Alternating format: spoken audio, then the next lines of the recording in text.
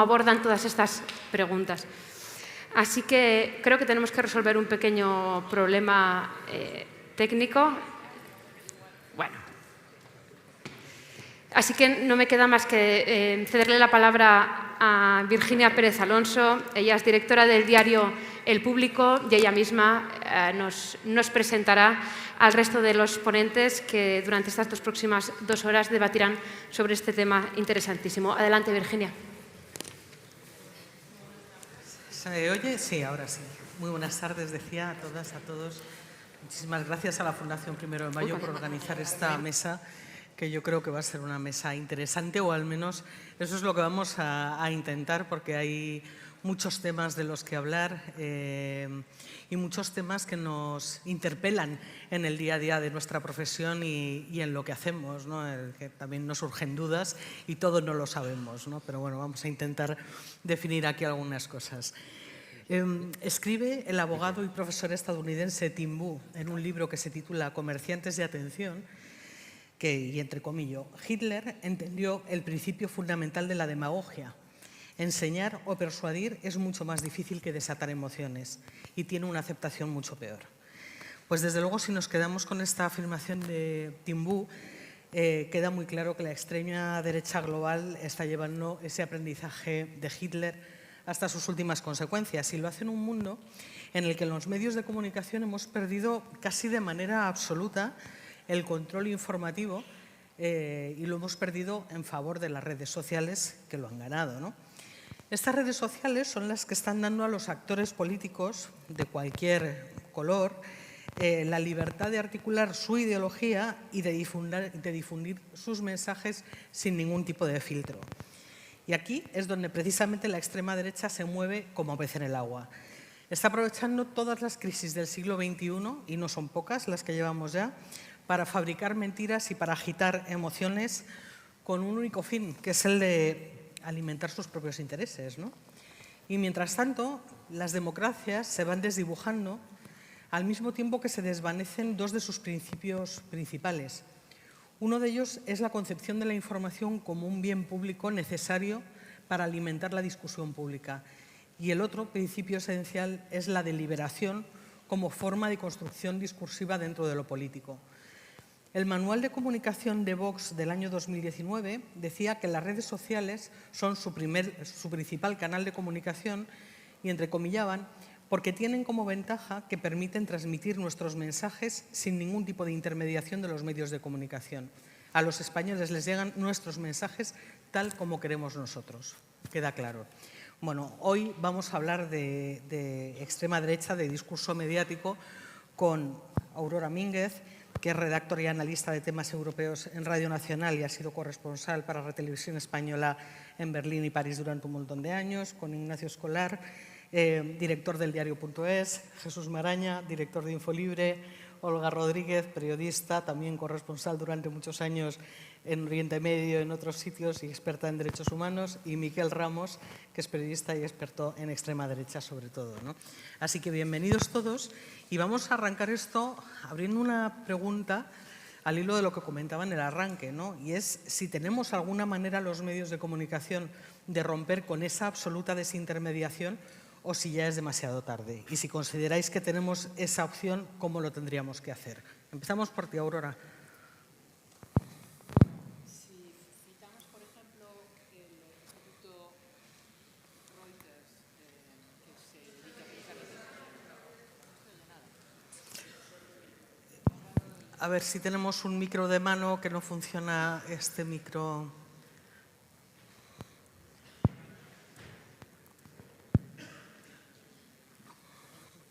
Aurora. A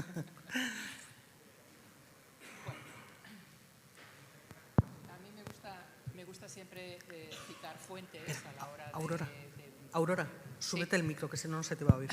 A la hora de formular cualquier opinión siempre me gusta citar fuentes. Y en este caso me remito al informe que hace todos los años Reuters sobre el impacto de los medios de comunicación. Y aquí, por ejemplo, hay algunos datos que me gustaría simplemente comentar con vosotros, como por ejemplo que cada vez hay más desconfianza hacia los medios de comunicación, hacia las noticias y hacia los periodistas, con lo cual, hasta cierto punto, tendría una cierta base el hecho de que la gente, sobre todo la gente de 45 años hacia atrás, se sienta más inclinada a dirigirse a los medios de comunicación, digamos, online o sobre todo a las redes sociales. Esto tiene un inconveniente enorme para la prensa de calidad o la prensa escrita, y es que su impacto en el público en general ha descendido en los últimos 10 años un 60%, con lo cual parece que la batalla entre medios tradicionales y medios de comunicación por el momento la están perdiendo los medios tal y como los conocíamos hasta ahora. En cuanto a por dónde se informan antes, en general, todos los sectores sociales, por el momento hay una leve inclinación a la televisión en todos sus formatos y inmediatamente después vienen las TikTok, Facebook, Instagram, etcétera, etcétera. Esto, digamos, como una primera introducción al tema. Ignacio, ¿tú qué crees? Yo creo que sí.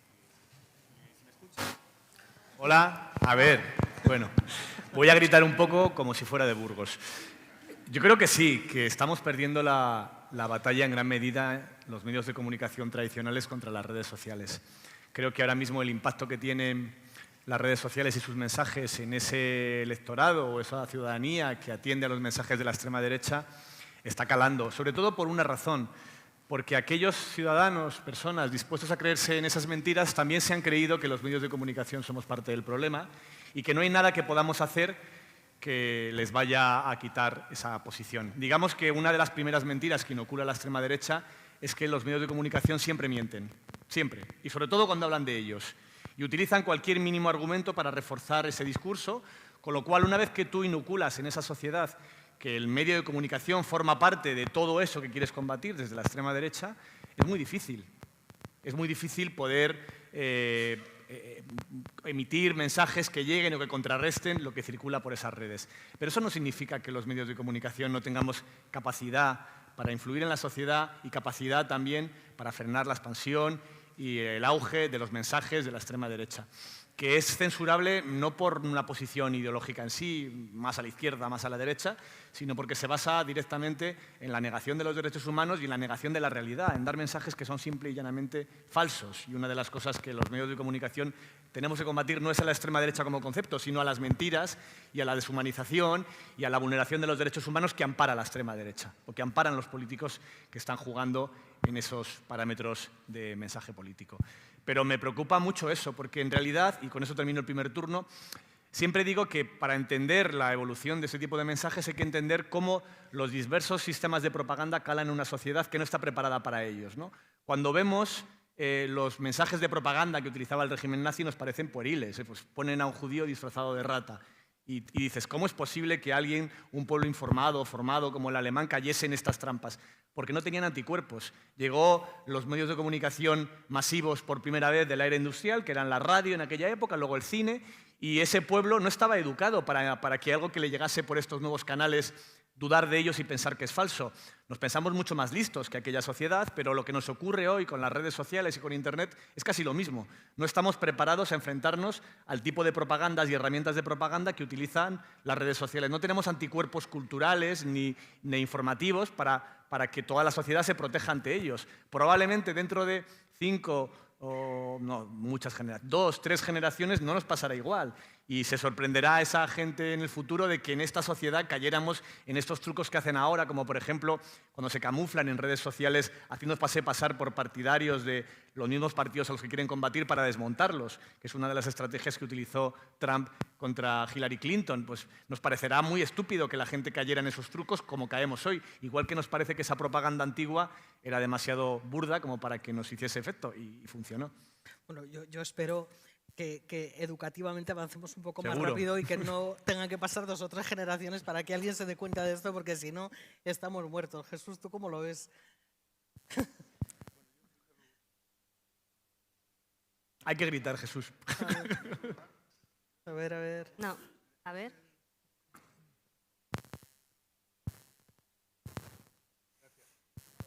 Tampoco. Tampoco. Ahora. Vale.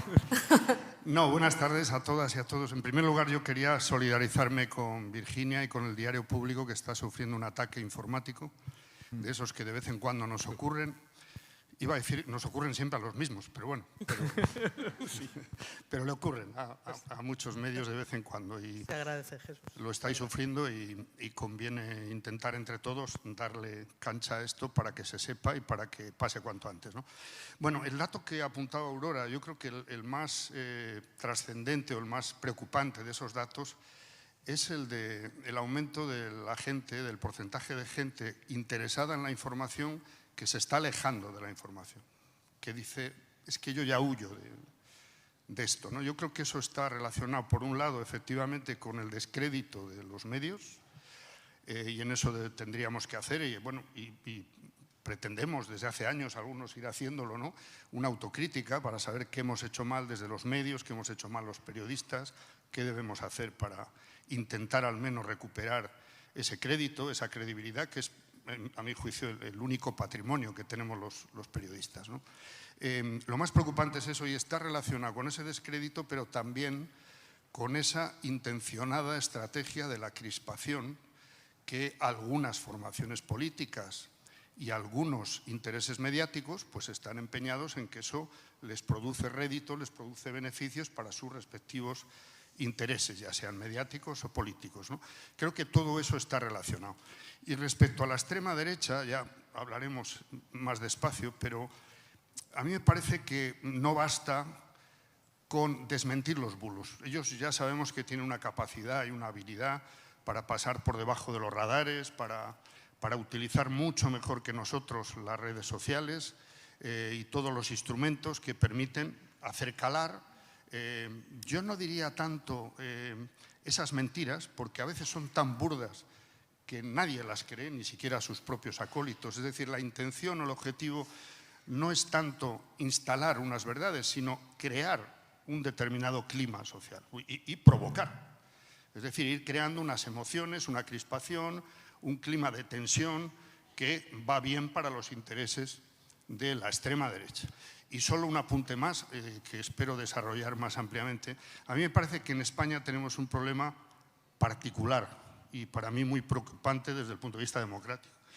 Y es que la extrema derecha, que es, por un lado, hijo pródigo del principal partido de la oposición, es decir, de la derecha democrática española,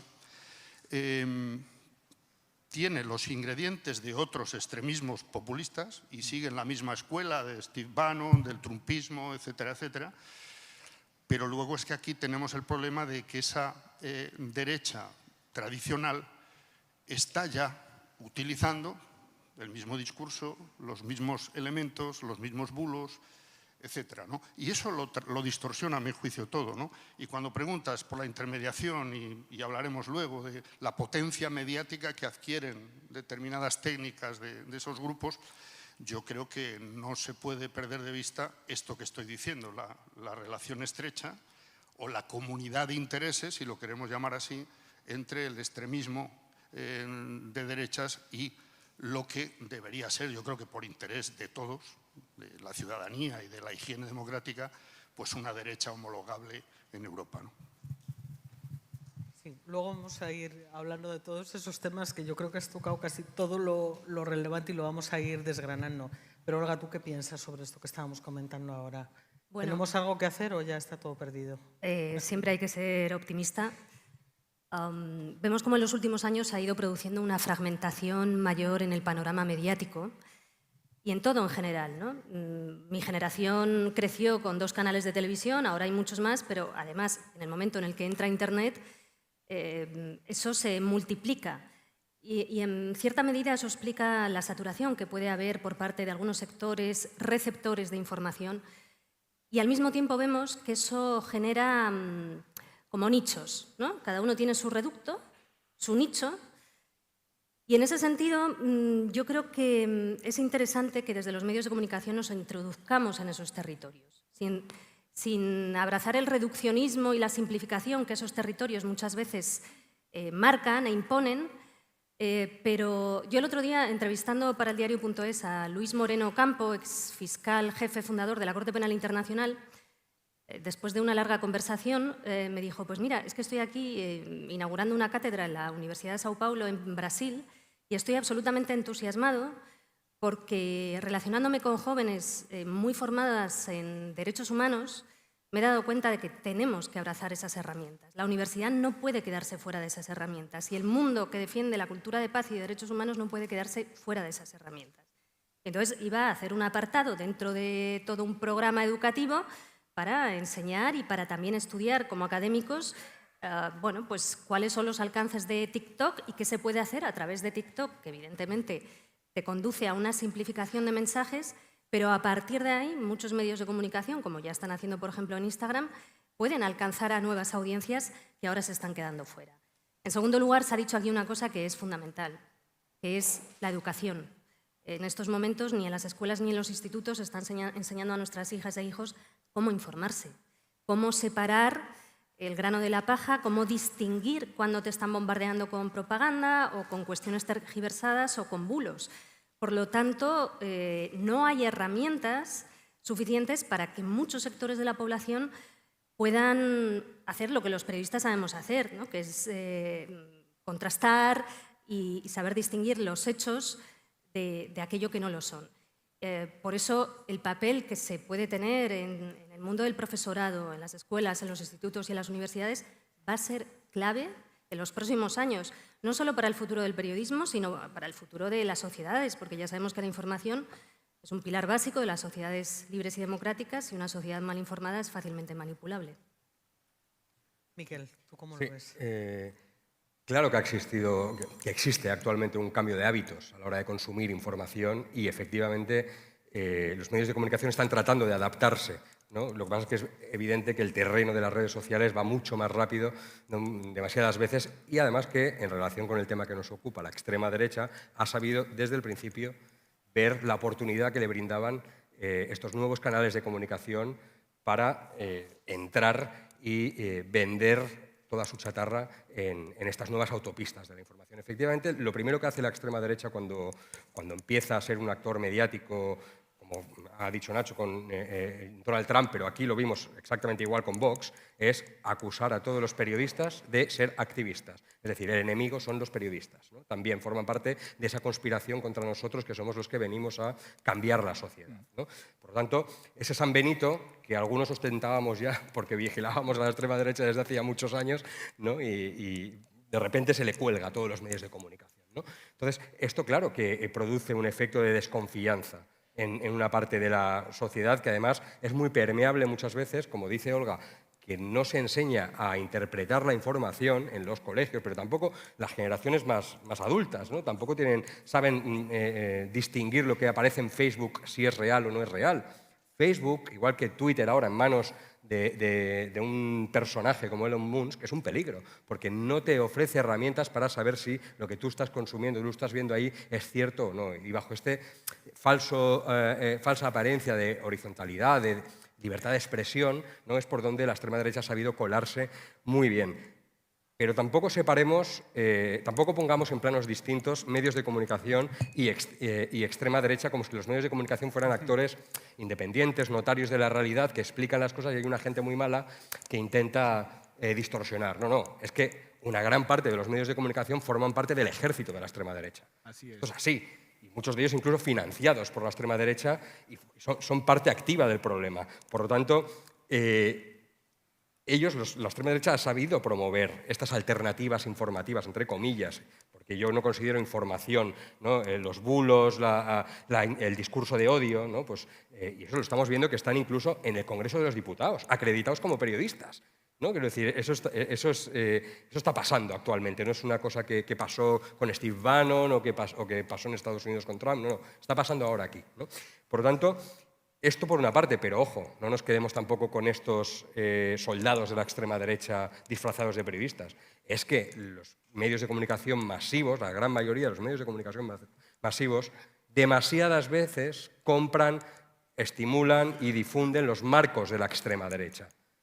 Hablemos de casos en concretos. La ocupación como problema, no el problema de la vivienda, el problema de la ocupación. las avalanchas de inmigrantes, no el problema de por qué estas personas se van y mueren a miles, ¿no? Lo estamos viendo ahora mismo en directo con el genocidio en Gaza. La credibilidad de los medios de comunicación, claro que está en duda, por supuesto, y por eso es necesaria la autocrítica, no creernos los periodistas, seres de luz, que somos notarios de la realidad, intocables, ¿no? Y que una parte de responsabilidad tenemos en volver a recuperar cierta credibilidad, pero tampoco subestimemos el papel de la extrema derecha en su capacidad de no solo infectar las redes sociales, ya no solo invirtiendo dinero en bots, en medios falsos, ¿no? Que se compran el cheque azul y parece que sean un medio de comunicación, ¿no? Y le pones un nombre así de informativo y cuela, ¿no? Sino también en la capacidad que tienen de infectar el sentido común día tras día gracias a programas de televisión con altos índices de audiencia. Bueno, es que solo hay que ver, si hablamos de prensa, por ejemplo, ¿no? Irse a los rankings de los medios más leídos y entre los 12, 15 primeros, que puede haber 10 medios de cariz conservador, de derechas, y algunos de ellos de los que utiliza Vox, por ejemplo, en España, para difundir esa ideología, pues posiblemente haya en torno a 8 o 10 en ese ranking, ¿no? Y es muy interesante lo que comentas, porque aparte de estos medios de gran difusión, que tienen gran difusión, aparte de las teles, que como decías Aurora, al final las teles son el medio más seguido por la gente todavía, ¿no? Y bueno, pues solo hay que hacer un análisis de la propiedad de los grupos, de los principales grupos televisivos para saber quién está detrás, ¿no? Pero aparte de esto hay unos medios ahí, bueno, pues digamos más, no los quería llamar alternativos, o sea, pero más pequeños algunos, otros no tanto, como por ejemplo, bueno, desde Periodista Digital, Estado de Alarma, que es este que dices que está en el Congreso, Caso Aislado, Foro Coches, Foro Coches, que es un foro, OK Diario, que es uno de los medios más leídos, y ojo, porque algunos de estos medios reciben financiación pública, y reciben financiación pública de comunidades y de ayuntamientos, como por ejemplo el de Madrid, o Periodista Digital, como se ha ido publicando, ¿no? Entonces, cuando al final es desde lo público, desde donde se avala la propia demolición de la democracia, ¿ante qué estamos? O sea, ¿cómo hacemos? Venga, arranca tú, Miquel, y ya participad vosotros como queráis. Bueno, pues esto es un ejemplo, y lo que estamos viviendo actualmente con la llegada de la extrema derecha a las instituciones es el ejemplo más claro de lo que se denomina la democracia iliberal. Es decir, ellos llegan al poder mediante las urnas y lo que se dedican es a instrumentalizar la democracia para vaciarla de derechos, ¿no? Por lo tanto, evidentemente que financiar a todos los que difunden el odio o hacen del odio su mercancía, ¿no? Para intoxicar a la opinión pública, intentar dar esa batalla cultural contra los consensos en materia de derechos humanos, que es a lo que se está dedicando la extrema derecha, pues evidentemente que eso forma parte del plan. Entonces, claro que se están financiando congresos de fundaciones que precisamente tratan de desmontar, ¿no? Pues todos nuestros argumentarios de derechos humanos que estamos planteando, ¿no? en otros foros, pues claro que lo van a financiar, y claro que están financiando medios de comunicación que lo que van es precisamente a reproducir la agenda de la extrema derecha. Yo creo que lo que tenemos que advertir es que por mucho aval democrático que tengan las urnas, ¿no? Que te han llevado a gobernar, si tú utilizas tu poder institucional para derribar los derechos humanos, ¿no? Pues algunos permítanos que duden de la legitimidad democrática que te pueden dar en un momento determinado, porque en la extrema derecha se ha vivido muy bien. La extrema derecha, no esperéis un golpe de Estado de la extrema derecha. Es decir, ya han aprendido que esto ya no va así, ¿no? Igual nos dan un susto, ojo, tampoco soy aquí, pero ellos asaltan la democracia mediante los votos. ¿Por qué? Pues porque existe una opinión pública favorable en determinado momento, por múltiples razones, a avalar estas políticas, avalar que hay alguien que diga que hay gente que no merece determinados derechos o derechos humanos. Lo hemos visto en Polonia, lo hemos visto en Estados Unidos, en Brasil, lo hemos visto en medio planeta, ¿no? Entonces, claro que ellos tienen este aval para llevar a cabo esa regresión democrática. El problema es que aquí los medios de comunicación, muchos de ellos han rendido precisamente pues, a este plan, y están en ello porque no olvidemos que son empresas también, ¿eh? Y aquí hay negocios también que demasiadas veces el odio es un negocio muy rentable, demasiadas veces. Aurora. Yo quería plantearos a todos, si fuera posible, que tampoco sé en la actual circunstancia de división y polarización que vivimos en España y también en el mundo de la prensa, pero sí quisiera sacar a colación el modelo alemán, por no hablar del modelo francés. La extrema derecha en Alemania, el Partido Alternativa para Alemania, tiene 10 años de duración. Lleva 2 legislaturas muy presente en el Parlamento y su presencia y su actuación ha movido a los medios de comunicación y a los periodistas a preguntarse cómo actuar contra ellos. No hay partido, no hay prensa, digamos, estilo OK Diario o periodista digital, pero nada excluye que lo pueda haber. Entonces ellos han hecho una especie como de puntos a seguir que me gustaría a lo mejor que lo supierais y que lo discutiéramos. Por ejemplo, la dificultad de entrevistar a alguien de cualquier partido de extrema derecha teniendo en cuenta que ellos crean un ambiente inmediatamente de tensión, ven naturalmente al periodista como un enemigo, crean ese ambiente de violencia y uno lo que tiene que hacer es sobre todo guardar la calma. Las veces que se ha entrevistado, por ejemplo, a Abascal durante la campaña electoral o las veces que está presente en algunos lugares, a mí me parece que falta no agresividad, pero sí mucha confrontación.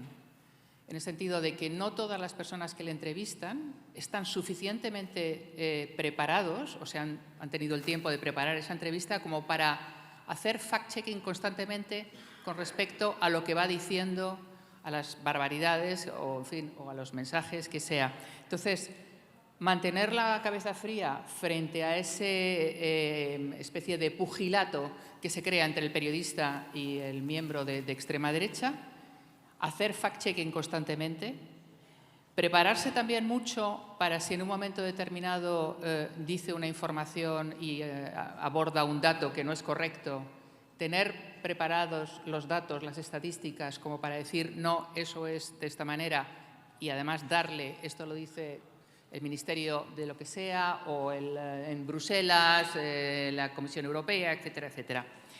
Y luego una cosa que es muy importante también, y que eso en Alemania se ha empezado a hacer y ha creado una cierta inquietud. Cuando una revista, por ejemplo, o un programa de entretenimiento hace una entrevista a uno de los personajes de la extrema derecha y lo presenta como un ser humano, como un padre o una madre de familia, como un amante, yo qué sé, de la caligrafía china, eso puede tener un efecto negativo en el sentido de presentar el lado dulce de esa persona, pero no presentar el lado peligroso que hay detrás de esa ideología. No sé a vosotros qué os parece, a mí me parecen como líneas, digamos, para es empezar. Interesantísimo. A mí el problema es que estamos en un estadio anterior. No se les puede hacer entrevistas con fact-checking porque no dan entrevistas. O al menos no la dan a medios capaces de hacer preguntas que les puedan molestar. Es más allá. Nos tienen a eldiario.es y a muchos otros medios vetado el acceso a las ruedas de prensa. Y además tienen un manual que aplican y que cada vez que damos una información sobre ellos para intentar desacreditarnos. Siempre es igual. Os cito 2 ejemplos concretos. Uno es cuando contamos las vicisitudes con su obra ilegal de la familia de Espinosa de los Monteros y Monasterio y su mujer. Construyeron una casa sin permiso, sin licencia y con varios problemas con la justicia.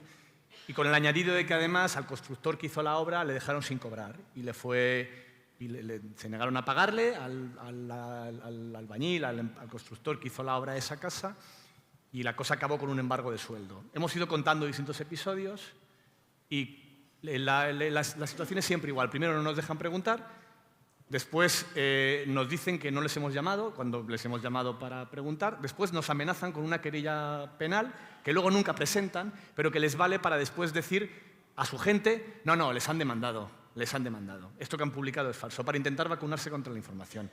En el caso de Espinosa de los Monteros lo hizo en 2 o 3 ocasiones, no ha llegado nunca una demanda ni creo que nunca llegará, porque toda nuestra información está basada en documentos, en investigaciones muy concretas y sin ningún tipo de riesgo legal en ningún tribunal. Y luego la otra más reciente, hace apenas una semana, nuestra compañera Raquel Ejerique publicó varios detalles sobre la financiación de la Fundación Vox, de la fundación que tiene Santiago Abascal y que está utilizando para presuntamente desviar recursos del partido, que se lleva allí y donde puede gestionarlos de manera muy opaca porque ahí no tiene el mismo control de cuentas que tiene un partido por el Tribunal de Cuentas. De esa manera, pues ahí ya lo que hacen es directamente insultarnos a través de sus redes, a través de sus medios afines, desacreditando nuestra información. Nos llega uno de los medios de la extrema derecha a preguntarnos por qué hemos preguntado por esto. Una técnica Olona, matonil. Os ha ayudado Olona. Sí, bueno, Olona es muy curioso el papel de Olona. Pero es siempre la misma herramienta. Ellos lo que les preocupa no es que nosotros contemos eso, sino que alguien de su mundo pueda considerar que ante las pruebas a qué vas a creer, a Vox o a los papeles que dicen que le han embargado el sueldo a Espinosa de los Monteros.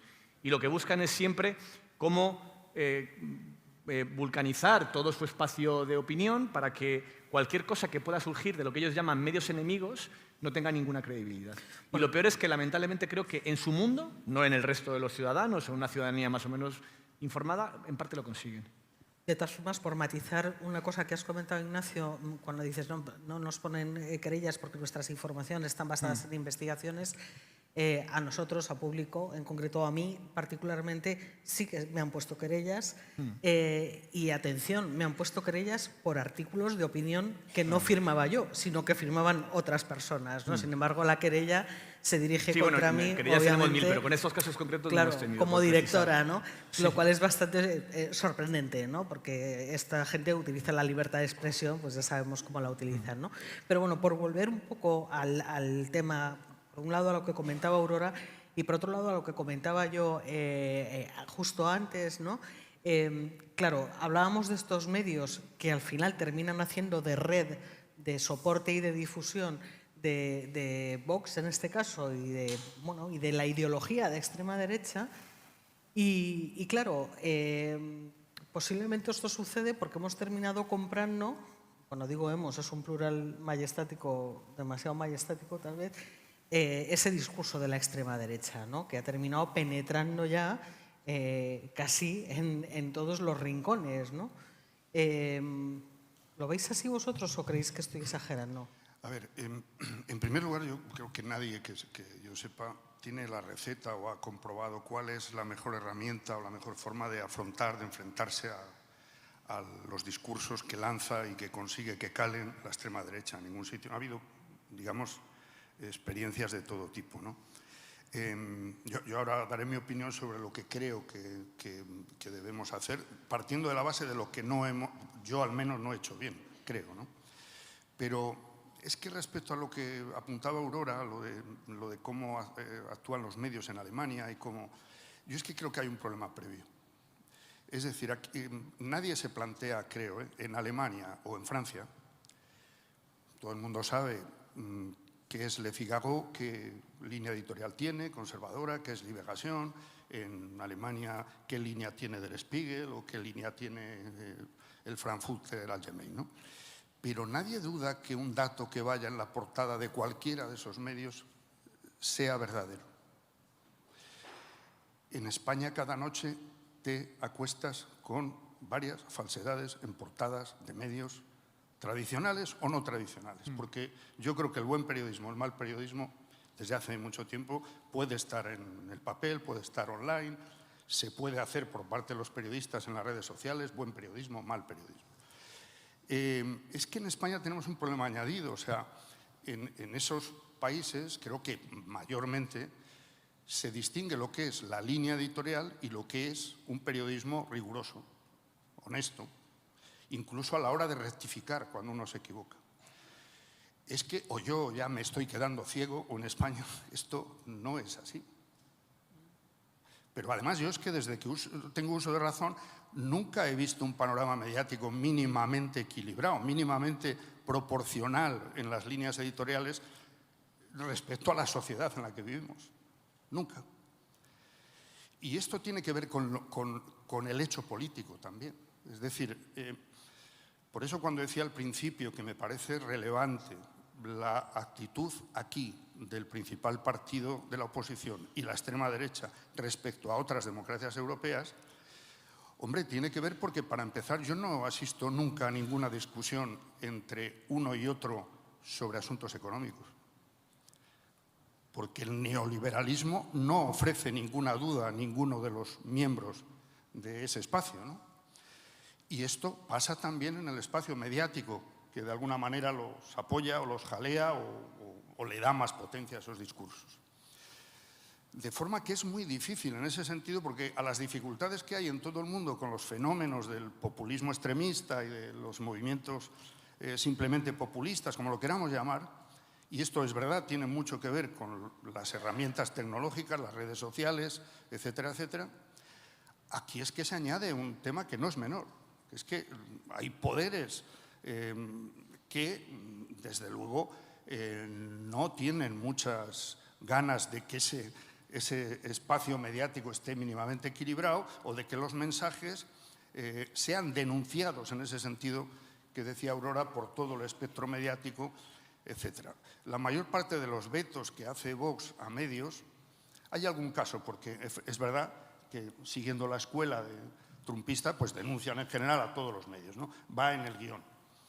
Pero bueno, tienen especial empeño en bloquear, en fastidiar, en presionar, en intimidar a los medios que además, desde el punto de vista editorial, están en otra línea, ¿no? ¿Qué debemos hacer? ¿Qué hacer? ¿Qué diría Lenin, ¿no? Pues yo creo que es fundamental, y vamos, no lo digo porque me lo invente, sino porque a todos, creo, los que estamos aquí, las que estamos aquí nos ha pasado, ¿no? Debatir con gente que utiliza esas mismas técnicas, ¿no? Y es verdad que nos pasa como pasa, yo creo que en general a la ciudadanía. Si un bulo es tan gigantesco y tan claro como bulo, te indignas. Si eres mínimamente honesto o natural, pues te cabreas, te indignas y mentira. El dato real es este, ¿no? Pues no basta, porque eso no les importa. Es decir, ya asumen que no es ese el objetivo. El objetivo es conseguir establecer la confusión. Bueno, de hecho, que haya debate entre lo que es una verdad y supuestamente otra, ¿no? Y eso, para combatirlo, yo creo que requiere mucho esfuerzo didáctico, informativo, mucha paciencia, renunciar al simple negocio del clickbait, y desde luego exigir que desde los recursos públicos, y me estoy refiriendo, luego lo hablaremos, imagino, a la publicidad institucional, etcétera, haya una transparencia y unos criterios que vayan más allá del clic. Porque el clic lo hacemos cualquiera. Pero los medios, como creo que algunos que estamos aquí, ¿no?, procuramos hacer periodismo con mayor o menor fortuna, con más o menos acierto, compites en inferioridad de condiciones, claramente. Totalmente. En todos los sentidos. Olga, quería decir algo. Bueno, quiero abordar 4 puntos, pero solo voy a tocar ahora 2 y luego otros 2 para no prolongarme. Aquí hay una cuestión que ha tocado un poco Jesús, que es un elefante enorme que está en la habitación y que hacemos como que no existe, que es lo que en los circuitos de Naciones Unidas se llama la anomalía española. La democracia española, como decía Almudena Grandes, se fundó en el aire, como si no tuviera patas ni piernas, ¿no? Y, al contrario que otras democracias en Europa, no se fundó sobre el conocimiento y la tradición de la lucha antifascista. Eso ha significado que haya lo que se llama una impunidad del franquismo que llega hasta hoy y que impregna a nuestro país de una destacada falta de cultura en derechos humanos y en esos 3 pilares básicos de los que habla Naciones Unidas: verdad, justicia, reparación y garantías de no repetición. Y creo que también esto explica muchas cosas, ¿no? Porque llegamos muy tarde a esos mínimos que mencionaba, por ejemplo, la compañera, que pueden tener en Alemania. Y explica que esté tan normalizada una extrema derecha en el panorama mediático actual. Al periodismo se le llama el cuarto poder porque decide de qué se habla y cómo se habla de lo que se habla. Claro, cuando ya vemos que por un lado vivimos tiempos complicados en los que en algunos lugares, a nivel provincial al menos, en varios lugares de Europa, sube la extrema derecha, y sabemos que hay un determinado periodismo que prefiere estar siempre cerca del poder y actuar como correa transmisora del mismo, porque es más fácil, es más cómodo, tienes menos presiones, menos problemas. Pues si ya tenemos ingredientes de extrema derecha en el poder político y en otros poderes, eso también se ve reflejado en el panorama mediático. Y por otro lugar, aquí hemos visto como en los últimos años hay discursos de extrema derecha normalizados en prime time, con voces, en algunos casos, incluso directivos de esos medios de comunicación escrita que tú hablas, que por las noches publican, envían a la rotativa portadas con cuestiones que no se ajustan a la realidad exactamente, y que tienen un puesto privilegiado en medios audiovisuales, como voces legítimas y como voces a las que se les sitúa en el mismo lugar que alguien como los compañeros que están aquí, que son rigurosos, que dedican muchas horas a ejercer un periodismo objetivo y honesto. Y en medio está esa figura del moderador o la moderadora que inconscientemente el espectador siempre lo va a asumir como un árbitro, que si hay falta dice un momento, pero que en realidad demasiado a menudo no es así. Y ahí cabe todo. Y eso es algo que ha pasado en los últimos años y por eso yo estoy de acuerdo también en el hecho de que, más allá del escenario mediático, estamos en un momento en Europa en el que tenemos que mirarnos al espejo, como Europa en sí misma, ¿no? en el mal llamado primer mundo, porque desde acá están ocurriendo cosas que, bueno, luego podemos hablar de ellas, ¿no? Pero como periodistas y en el ámbito exclusivamente mediático, tenemos que ser más que nunca vigilantes y ejercer la autocrítica o la crítica con aquellos sectores del periodismo que están cruzando todas las líneas rojas y normalizando discursos de extrema derecha muy peligrosos. Y eso explica muchas cosas que han ocurrido en los últimos tiempos a nivel político y social. Claro, pero luego, cuando haces el intento de denunciar esos comportamientos con faltos de deontología profesional también y de ética profesional, entonces llega la acusación de que eres tú quien polariza, ¿vale? O sea, estamos en este juego. Miquel, ¿tú cómo lo observas? O sea, desde esa posición tuya, que no es la de la pertenencia directa a un medio, ¿no? O sea, sino que funcionas más como un observador.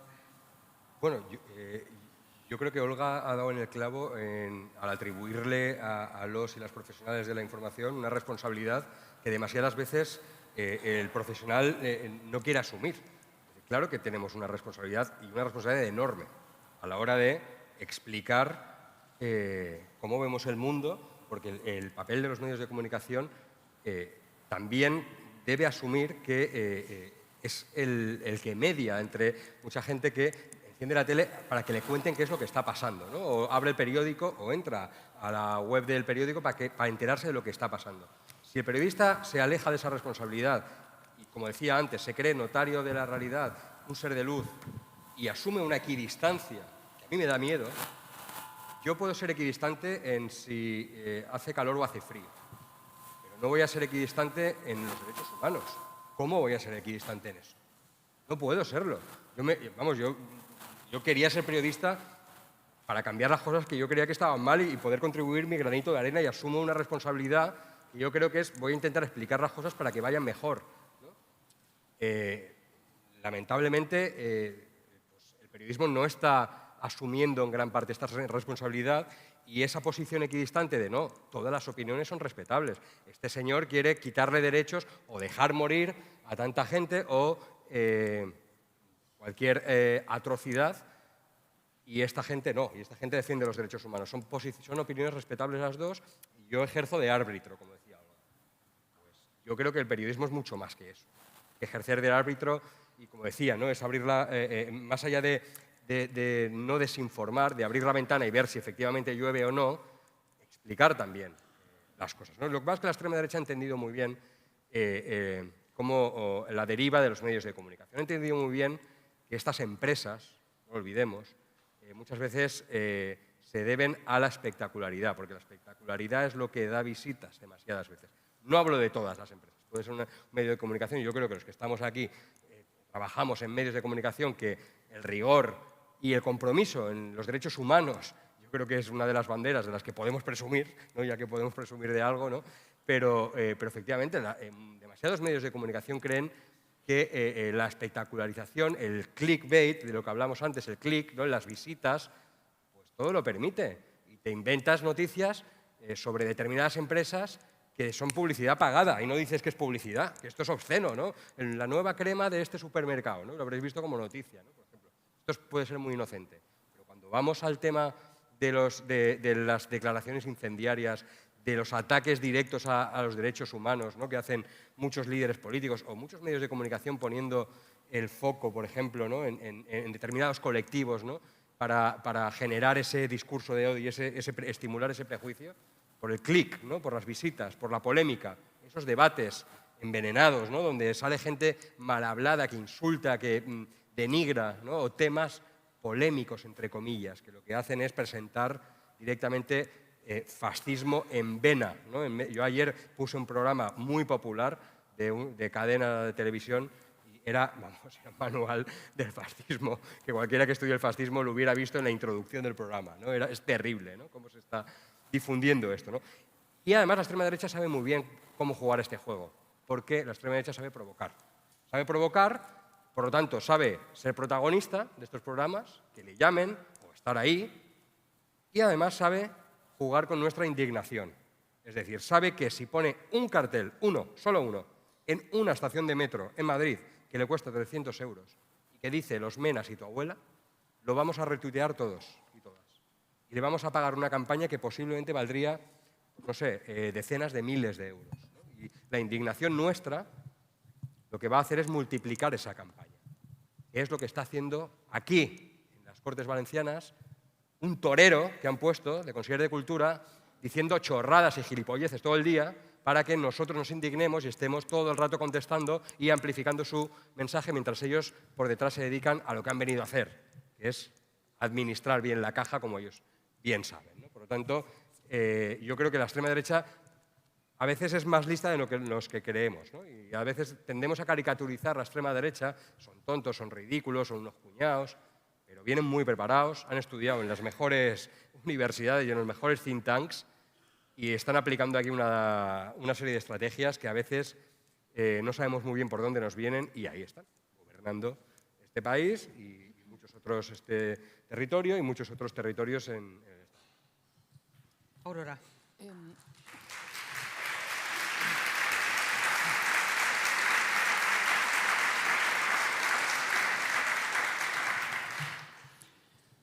Bueno, hay un hecho objetivo que estamos en fin, observando, nos guste o no nos guste, y es que las sociedades en estos tiempos turbulentos se están derechizando. La sensación y la demanda de seguridad y la incertidumbre hace que los votantes se inclinen más hacia aquellos partidos que les ofrecen una cierta seguridad. Y aquellas personas que huyen de la información porque les angustia o no la entienden o lo que sea, serán mucho más susceptibles de escuchar esos mensajes simplistas de la extrema derecha.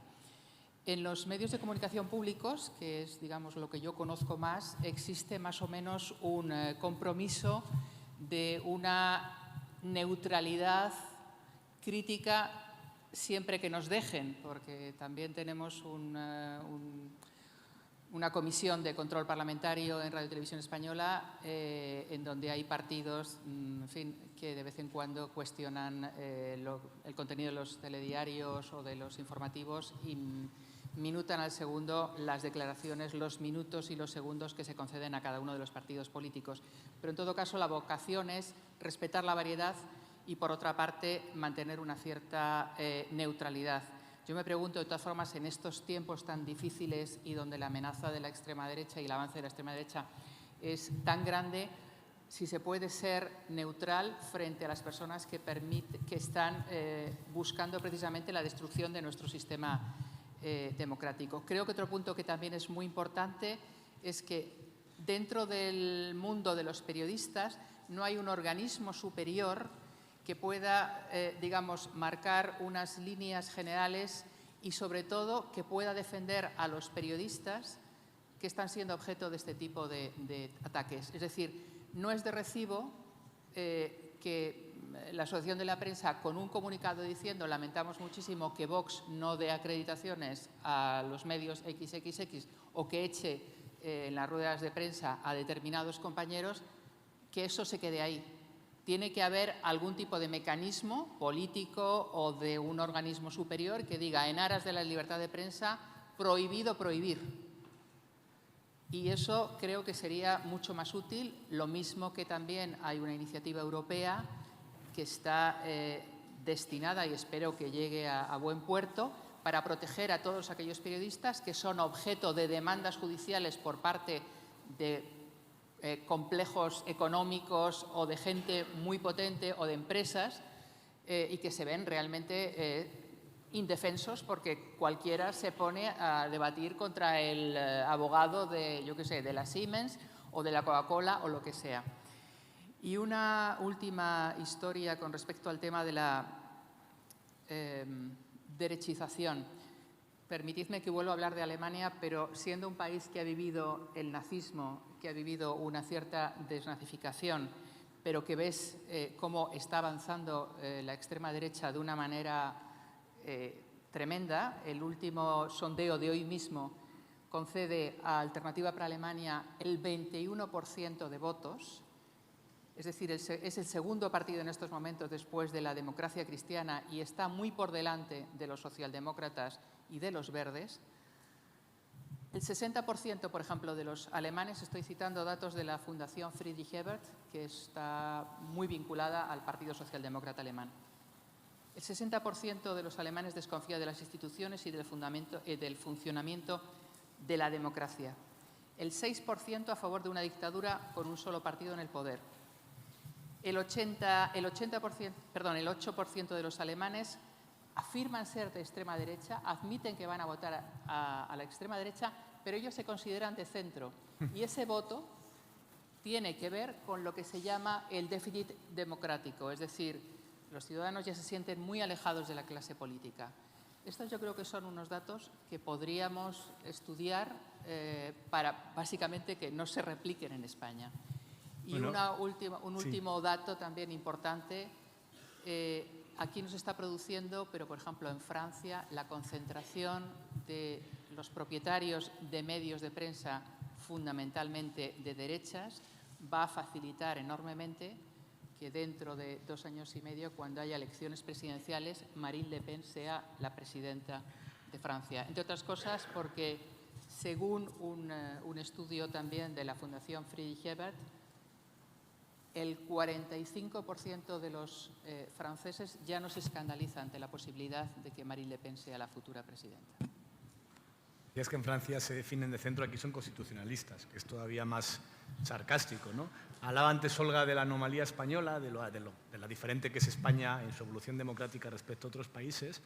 Y yo creo que aquí, y decía también Jesús bien que Vox, hay que recordar, es una escisión del Partido Popular. Es una escisión del Partido Popular de Madrid, que es una organización que es indistinguible de Vox. Y es la organización que gobierna con mayoría absoluta de la Comunidad de Madrid. No hay ninguna diferencia, apenas matices, entre los mensajes que manda Isabel Díaz Ayuso y los que manda Santiago Abascal, hasta el punto de que yo diría que el liderazgo de la alt-right, de la derecha alternativa, como se definen ellos, de la extrema derecha española, no es Santiago Abascal, es Isabel Díaz Ayuso. Y en sus simpatías con Milei de estas últimas semanas, o en sus afirmaciones sobre los inmigrantes, o en sus declaraciones sobre el cambio climático, ese invento de los comunistas, no hay ninguna diferencia, no hay una gran diferencia. Creo que además eso de definirse constitucionalista es que tiene su aquel, porque hablamos de los herederos de un partido, que era Alianza Popular, que en la primera Corte Constituyente se partió por la mitad cuando llegó la votación de la Constitución, y cuando llegó la legalización del Partido Comunista, su líder de entonces, Manuel Fraga, dijo que era un golpe de Estado, y que cuando se votó la amnistía, que es la ley sobre la que pivota gran parte de la transición, para bien o para mal, pues votaron en contra. Es decir, que en todos los puntos fundamentales de la transición democrática y de la Constitución democrática, ellos estaban en contra y ahora son los propietarios. Ahora se consideran al menos los propietarios y los únicos que pueden hablar sobre cómo se puede interpretar o cómo no se puede interpretar la Constitución. Sobre los medios de comunicación, estoy muy de acuerdo con muchas de las cosas que habéis comentado. Creo que cuando hablábamos de la polarización con los medios de comunicación, obviamente no me refiero a todos por igual. Creo que no funcionan ni con los mismos parámetros, ni con el mismo mecanismo, ni con la misma ética, ni con el mismo fin. Es como, yo a veces me siento, cuando me comparan con otros periodistas, digo, no, pero si es otro deporte con otro uniforme y otro balón, no nos dedicamos a lo mismo. Yo no hago lo mismo, ni vosotros hacéis lo mismo que hacen estos pseudomedios. Y la razón por la cual, cuando muchas veces se denuncia este comportamiento, tanto en los medios como en los partidos, no suscita más simpatías en una posición más mayoritaria de la sociedad española, es porque el gran problema que tenemos hoy es la alianza cerrada, no solo en Valencia, sino en infinidad de gobiernos municipales y autonómicos de toda España, entre la derecha de centro-derecha supuestamente y su escisión por la extrema derecha. Una alianza que les está llevando a que son en algunos momentos y en algunos gobiernos indistinguibles. A mí decir que Vox no está en Madrid no me consuela nada en el gobierno. No hay ninguna diferencia cuando estaba Vox en el gobierno, o por lo menos en el Parlamento como apoyo en los presupuestos. Absolutamente ninguna diferencia. Porque la razón por la cual Vox no ha crecido en Madrid y ha tenido un peor resultado en las autonómicas de hace unos meses frente a las generales de julio es porque el votante de Vox ha votado a Isabel Díaz Ayuso, una buena parte de ellos en la Comunidad de Madrid. Y es ahí donde está el verdadero drama, porque la razón por la cual hay tantos medios conservadores que estarían haciendo otro tipo de políticas, otro tipo de coberturas en Francia, en Alemania, en Reino Unido, es porque son también partícipes de esa alianza entre la derecha tradicional española y la extrema derecha de nueva creación. Claro, es que justo ahora te doy la palabra, Jesús, pero claro, justo has mencionado un asunto que sucede en España que en otros países no sucede, ¿no? Que es esa especie de cortafuegos que aplican otros partidos a los partidos de extrema derecha, ¿no? Y eso aquí, pues me imagino que será esta excepción española también de la que estabas hablando, ¿no? Pero es una realidad, o sea que esto es así, o sea, se ha abrazado políticamente a la extrema derecha como uno más, sobre todo el Partido Popular. Sí, ha decidido esa estrategia y además coincidiendo en las técnicas de las que hablábamos con las técnicas que utiliza la extrema derecha, que es poder decir a la vez que es de día y es de noche y no pasa nada. Es decir, aquí gobierna, aquí tiene que gobernar la lista más votada. Bueno, ya ahora decido yo dónde sí, dónde no, etcétera, ¿no? Es todo así. Yo cuando decía Nacho lo del PP de Madrid y yo pensando en lo que es digamos, la calidad mediática o la exigencia mediática que tenemos, estaba recordando un día, una de esas noches a las que me refería, que escucho a Isabel Díaz Ayuso proclamar que hay que recuperar la España anterior a la invasión musulmana. Y yo dije, joder, yo del colegio eso es Chindasvinto, Rampa, los visigodos. Hay que llevar entonces la capital a Toledo, ¿no? Oye, pues yo me encontré ese titular a la mañana siguiente en unos cuantos medios, ¿eh? En serio. Es decir, el titular estaba puesto en serio. No pasa nada.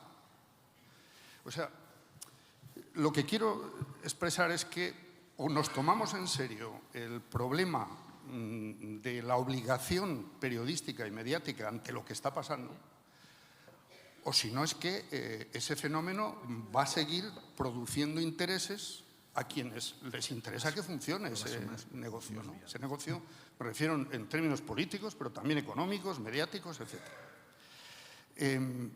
Ha citado Aurora la ley de medios, de libertad de medios de comunicación que está ahora mismo en tramitación en el Parlamento Europeo y que a mí me ofrece esperanzas en algunos sentidos.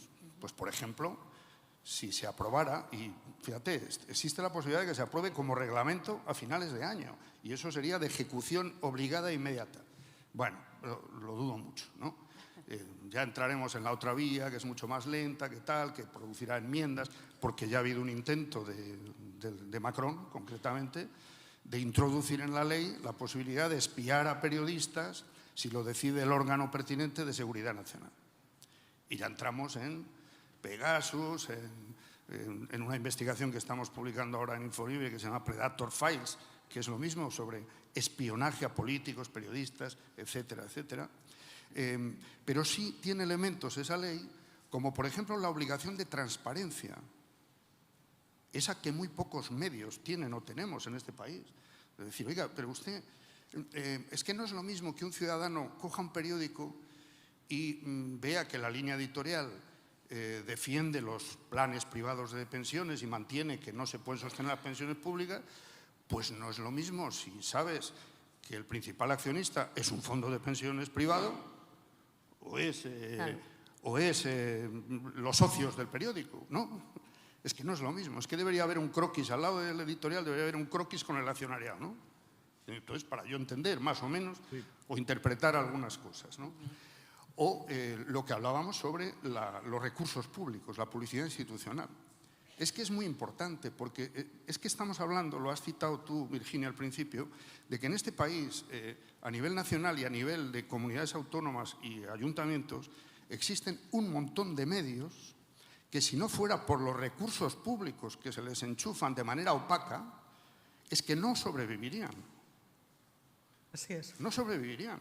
Entonces, es que es muy serio esto, ¿no? Entonces, si hubiera una ley, si esto saliera adelante y se obligara a transparencia, a que los recursos públicos exigieran unos determinados criterios, que enseguida, cuando hay algún intento, ¿os acordáis en mitad de la pandemia cuando se habló de, que era el origen de esto, ¿no? La ley contra la desinformación? Enseguida toda la batería mediática dijo, no, eso es el Ministerio de la Verdad.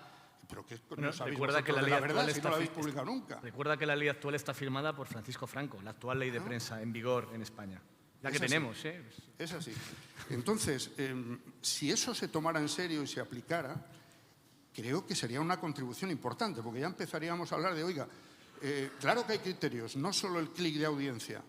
Oiga, usted tiene una redacción, porque es que hay periódicos que no tienen redacción física, que son un individuo y su cuñado chantajeando a determinadas empresas. Que esto es así.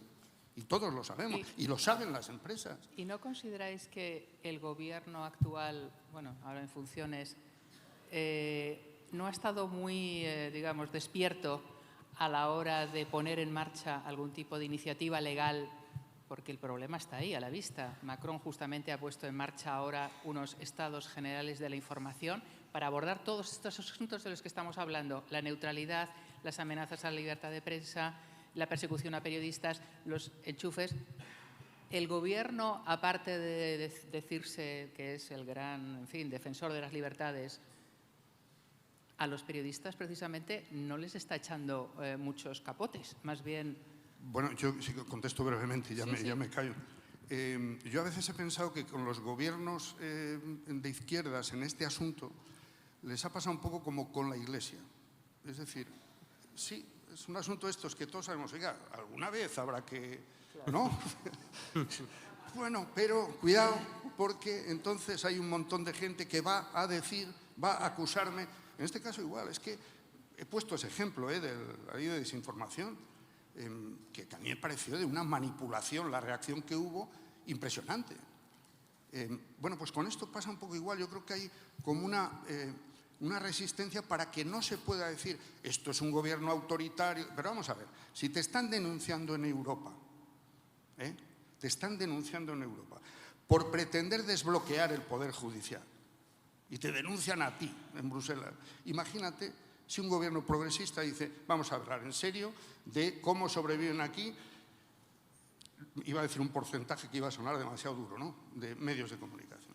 Claro, yo supongo que hay que dar el paso y decir, bueno, y hay que aguantar aquí y seguir, porque ya sabes la reacción que va a tener una batería muy importante de los medios y de los medios más potentes. Estamos hablando de medios audiovisuales importantes, no estoy hablando de los medios públicos. Y por último, solo un apunte. Yo creo que igual que se dice respecto a cómo combatir a la extrema derecha, que es importantísimo el lenguaje, yo creo que también respecto a lo que es la función de los medios y demás. Yo creo que la polarización a mí me suena algo equidistante, algo que nos coloca siempre en ese debate de, bueno, hay derechas, izquierdas, hay buenos y malos, hay... No, a ver, no, una cosa es la crispación intencionada, embarrar el ruido, distorsionar. Y yo no creo que en eso haya un equilibrio de ningún tipo. Es decir, si uno pone un poco de atención al escuchar y al leer, sabe quién embarra y quién, insisto, con mayor o menor fortuna o eficacia, intenta informar y distingue los hechos de las opiniones, ¿no? Sí, antes de darte la palabra, Olga, otro pequeño melón que quería abrir. Estamos hablando de la importancia del lenguaje para hablar de determinadas cosas. Y voy a poner un ejemplo que nos pasó hace unos años con la palabra mena, ¿vale? O sea, una palabra que se inventó Vox, la extrema derecha en este país. Nosotros cuando en público, cuando empezaron a utilizar la palabra mena, hicimos un debate interno en el que nos planteamos si teníamos que utilizar esa palabra, ¿no? Porque al final es una palabra enormemente despectiva que deshumaniza a niños, a menores que son víctimas de una situación tremenda, ¿no? Llegamos a la conclusión de que no la íbamos a utilizar, de que íbamos a utilizar menores migrantes. ¿Qué ocurrió? Que nuestras informaciones no posicionaban en Google, porque a base de repetir la palabra mena, los políticos, de todo el mundo, comprar ese término, todos los medios hablar de menas, cada vez que un medio publicaba algo sobre los menas, lo colocaba en Google en las primeras posiciones. Cuando nosotros no hablábamos de menas, nuestras informaciones no se leían. Es decir, el propio algoritmo de Google, que es el principal buscador que hay en este país, nos estaba casi forzando a utilizar un término denigrante, despectivo y deshumanizante, ¿no? Y con esto es con lo que nos enfrentamos también los medios un poco en el día a día. Y te doy la palabra, Olga, que me la estabas pidiendo, perdona.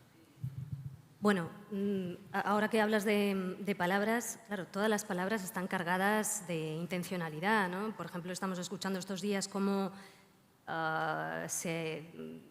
por lo que está pasando en Gaza, ¿no? Se hablaba de evacuación y tuvo que salir la relatora de Naciones Unidas para los territorios ocupados palestinos diciendo no, esto es un desplazamiento forzado, porque es una orden que implica el desplazamiento de cientos de miles de personas, ¿no? Entonces, el periodismo tiene que estar siempre en continua vigilancia, sobre todo en estos tiempos oscuros. Aurora ahora trazaba un panorama de lo que puede pasar el próximo año, también puede ocurrir en Estados Unidos si gana Trump, ¿no? En el que nos vemos obligados a tener más cuidado que nunca, ¿no? Esto que estamos hablando aquí hoy se están hablando en un montón de congresos internacionales en Europa de periodismo. Hace poco estuve en uno en Reino Unido y todo el rato dando vueltas a la misma preocupación. Es el contexto en el que estamos. Es algo muy serio, ¿no? Dos cositas, las otras dos ideas que quería lanzar. Yo recuerdo hace unos años, con los primeros atentados de París, ver en prime time, en una tele, como había un señor que tiene un asiento privilegiado, que decía que es que los árabes tienen en el ADN su incapacidad de integrarse en Europa. Y no pasó nada, no pasa nada. Y esto es grave, ¿no? Y es aquello de lo que hablabais antes. Yo a veces digo en un curso que doy todos los años en la Complutense, en primero, a los chavales, bueno, imaginemos que abrimos un periódico y vemos el rabino del gueto de Varsovia dice que los nazis están masacrando a los judíos. Punto. Goebbels lo niega. Punto. ¿Dónde están los hechos aquí? Demasiado a menudo vemos que este periodismo de declaraciones existe, ¿no? Como también vemos que hay un periodismo que flirtea con esas voces de la extrema derecha, que se erige como el periodismo formal y el periodismo verdadero y que estigmatiza al periodismo que intenta aplicar una cultura de derechos humanos, que intenta aplicar unos cánones democráticos en su trabajo diario y lo estigmatiza acusándolo de activismo. O sea, es el mundo al revés. Y eso está ocurriendo. Y esos son obstáculos en los que nos encontramos cotidianamente en nuestro trabajo. Y hablábamos antes de cómo esa infiltración de discursos de extrema derecha, desde la propia oficialidad. Y aquí lanzo un tema que a mí me preocupa mucho, creo que merece una reflexión, ¿no? Estamos viendo cómo en los últimos tiempos, desde la oficialidad, se asume y se define la migración como una amenaza híbrida que requiere una guerra, un aumento en el gasto de defensa. Y esto implica, ojo, una deshumanización de todo un sector de la población en el planeta. Y cómo hay políticas como las de Italia a través de Meloni, que es la externalización de fronteras, que ya están totalmente asumidas y normalizadas, ¿no? Externalizamos fronteras para que la gente, los migrantes, mueran lejos de nuestros territorios y de nuestras conciencias. Y se aplican y se eligen rutas cada vez más peligrosas donde van a morir, ya han muerto, miles y decenas de miles, que son auténticas gincanas perversas. Segundo punto, porque está ocurriendo un bombardeo continuado en Gaza y no se está pidiendo un alto el fuego definitivo. Y esto llega desde la oficialidad, y no solo desde la oficialidad de gobiernos de extrema derecha. También hay otros gobiernos en el mundo que están asumiendo esto, asumiendo el apoyo a un incumplimiento sistemático de la ley internacional, del derecho internacional, y a dar luz verde a un bombardeo que está implicando que todos los días estén muriendo cientos de personas civiles en la Franja de Gaza. Esa es la foto actual y es una foto histórica. Es la foto de la ruptura del derecho internacional y del consenso logrado tras la Segunda Guerra Mundial, basado en el desarrollo de una cultura de derechos humanos y en el desarrollo de ese derecho internacional. Y estamos ahí. Y ahí el periodismo tiene un papel de responsabilidad social que asumir enorme. Y o lo asume con un desarrollo de cultura de paz y de derechos humanos a la altura de los tiempos que estamos viviendo y de las circunstancias, o perderemos mucha más credibilidad de la que ya el periodismo lamentablemente ha perdido. Creo que esto es, cuando yo me refería antes a mirarnos al espejo, creo que estamos en este momento histórico, y quiero pensar que puede emerger un periodismo que ya existe y que puede hacerse más fuerte, y también a través de mucha unión, que esté a la altura de los tiempos que estamos viviendo en estos momentos.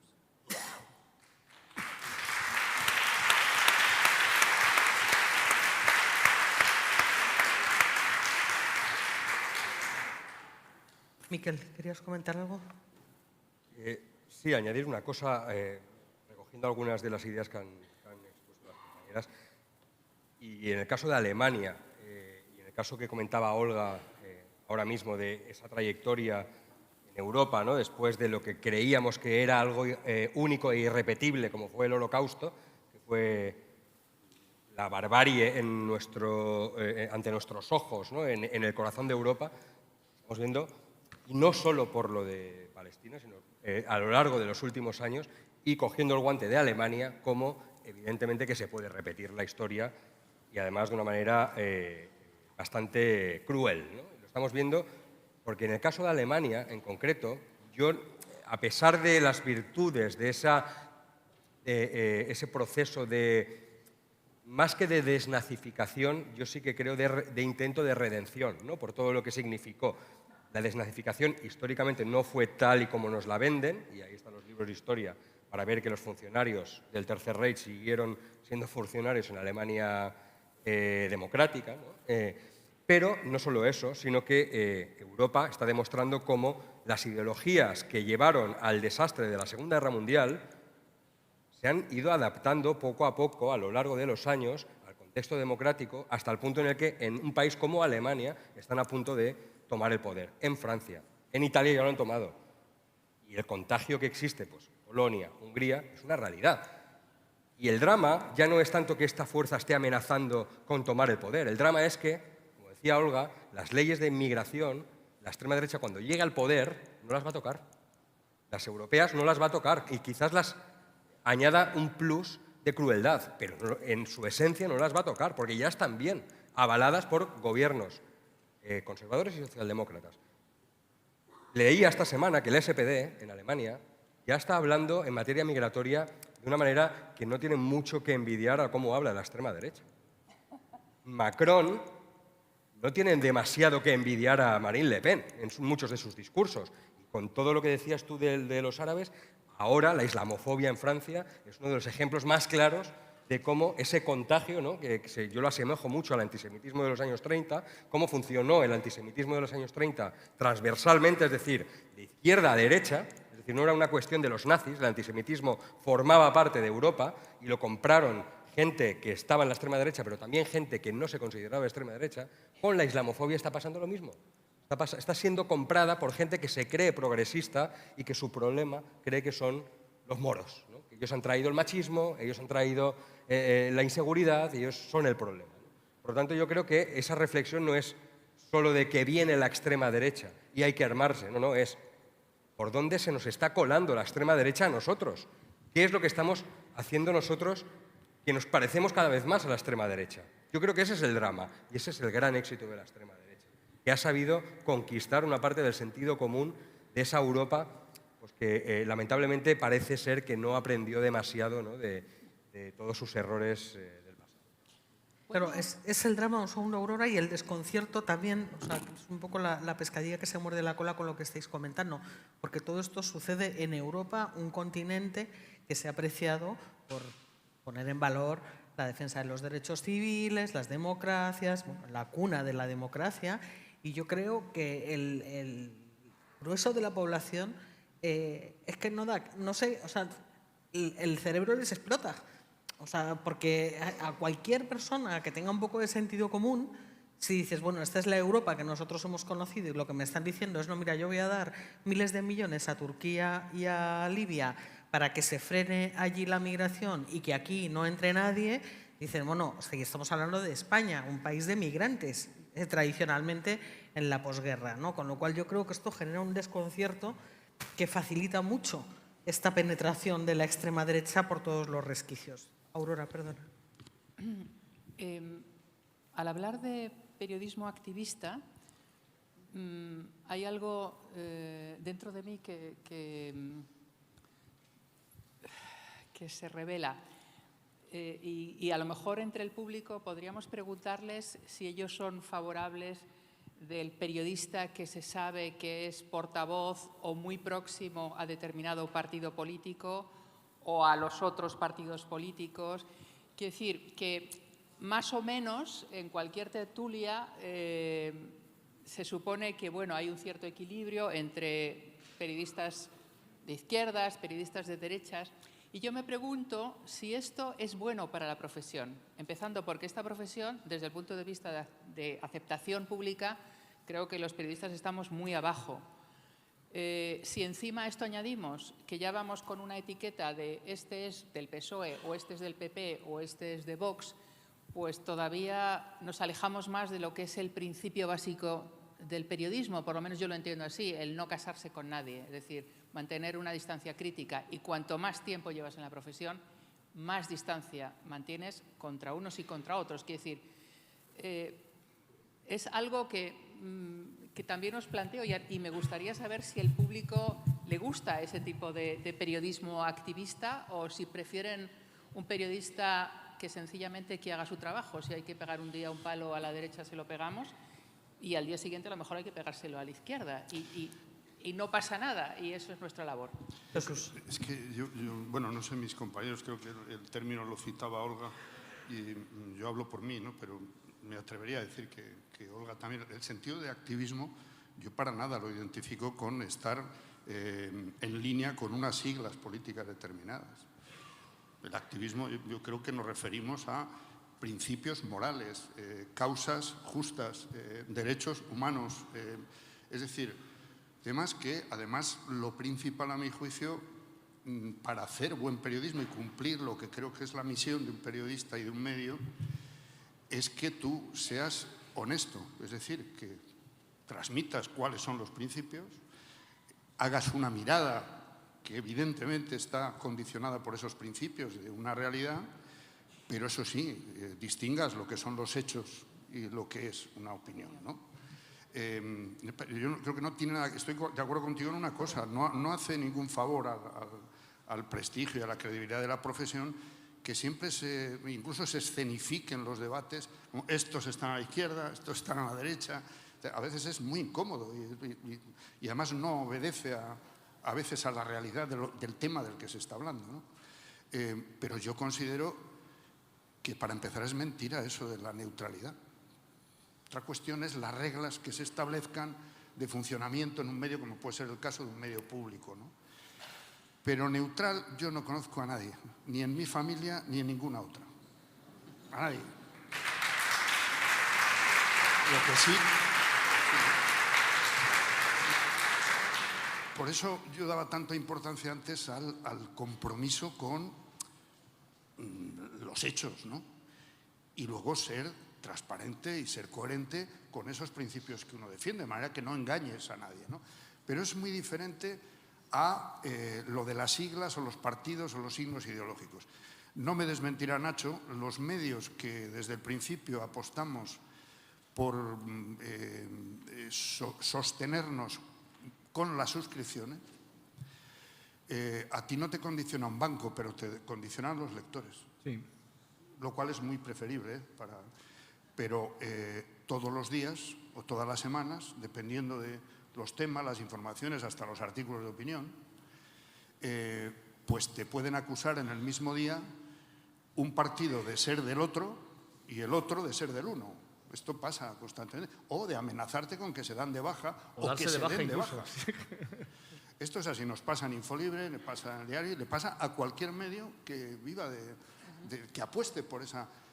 Esto es muy complicado, pero esto es a base de que uno vaya demostrando, el medio vaya demostrando, los periodistas que lo integran, que oye, que unas veces tendrá más razón uno u otro o se pueden cometer errores, pero los hechos son los hechos. Hay gente que los admite mal, porque el sectarismo no es exclusivo de los políticos. Ni de la derecha. Claro. Yo, en ese tema, es muy interesante lo que planteas y es verdad que es una crítica pertinente. Para mí, estando bastante de acuerdo con muchas de las cosas que ha dicho Jesús, yo creo que la clave está en que no hay ningún medio, ningún periódico que no tenga una línea editorial en el buen sentido del término, entendido como unos criterios éticos y morales y deontológicos y sobre todo unas prioridades editoriales. Tú puedes decidir que tu medio habla del mercado de Wall Street o que tu medio habla del mercado de la bolsa donde la gente va a comprar. Me refiero al de la bolsa de la compra, no al de la bolsa de valores. Y son dos prioridades que van a determinar de qué hablas y cuáles son tus intereses y qué consideras que es importante. Si a ti te preocupa el beneficio de la banca o te preocupan los tipos de interés que pagan los hipotecados. Y los dos te van a llevar a coberturas, a líneas editoriales, a portadas, que es un ejercicio que hacemos cada día de ordenar la información decidiendo algo tan subjetivo como qué es lo más importante del día, que es algo que hacemos cada día los directores de periódicos. Eso te lleva a una línea editorial. El que te diga que no la tiene, miente. Lo que tiene es un interés oculto. El que no tiene una línea editorial en el sentido de cuáles son tus prioridades, qué valores defiendes. En nuestro caso tenemos un estatuto que es público, que está publicado en nuestra web, donde ponemos cuáles son esas prioridades y tienen que ver con valores como el feminismo, como la igualdad, como los derechos humanos, con un montón de asuntos que ya en este país te colocan en la izquierda y en algunos días en la extrema izquierda, pero que son valores democráticos, no son valores ni siquiera ideológicos, son preideológicos en mi opinión. Y en el tema de las tertulias, para mí el pecado está no en el periodismo con valores o con línea editorial, sino el periodismo partidista. Hablando de lo que decía Jesús del problema de los lectores. Cuando en el diario.es publicamos el máster de Cifuentes, que era regalado y falso, como todo el mundo sabe ya hoy, tuvimos 10.000 altas. Cuando 3 meses después contamos que Carmen Montones, ministra socialista, tenía el mismo máster regalado, tuvimos 25 bajas. Creo que hicimos bien publicando las dos noticias y seguiremos haciéndolo igual cuando nos encontremos con otro escándalo de corrupción en la universidad que afecte a izquierda, a derecha y a centro reformista. Pero nos cuesta a veces, y tenemos presiones, Jesús lo sabe, que los lectores entiendan que un medio que se calla la noticia porque esa política te cae mejor o peor, no es un periódico, es un fanzine al servicio de un partido y que nosotros nunca querremos hacer eso y que si precisamente Jesús, en Infolibre, también lo hacen en público, en el diario.es, nos estamos financiando en gran medida con la ayuda de los lectores, es precisamente para poder hacer ese periodismo.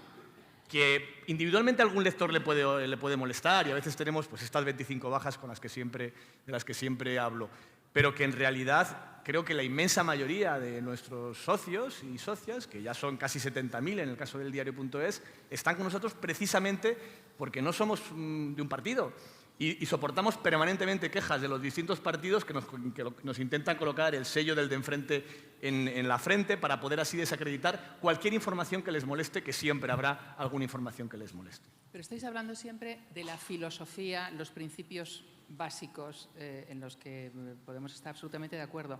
Yo me refiero al periodista activista.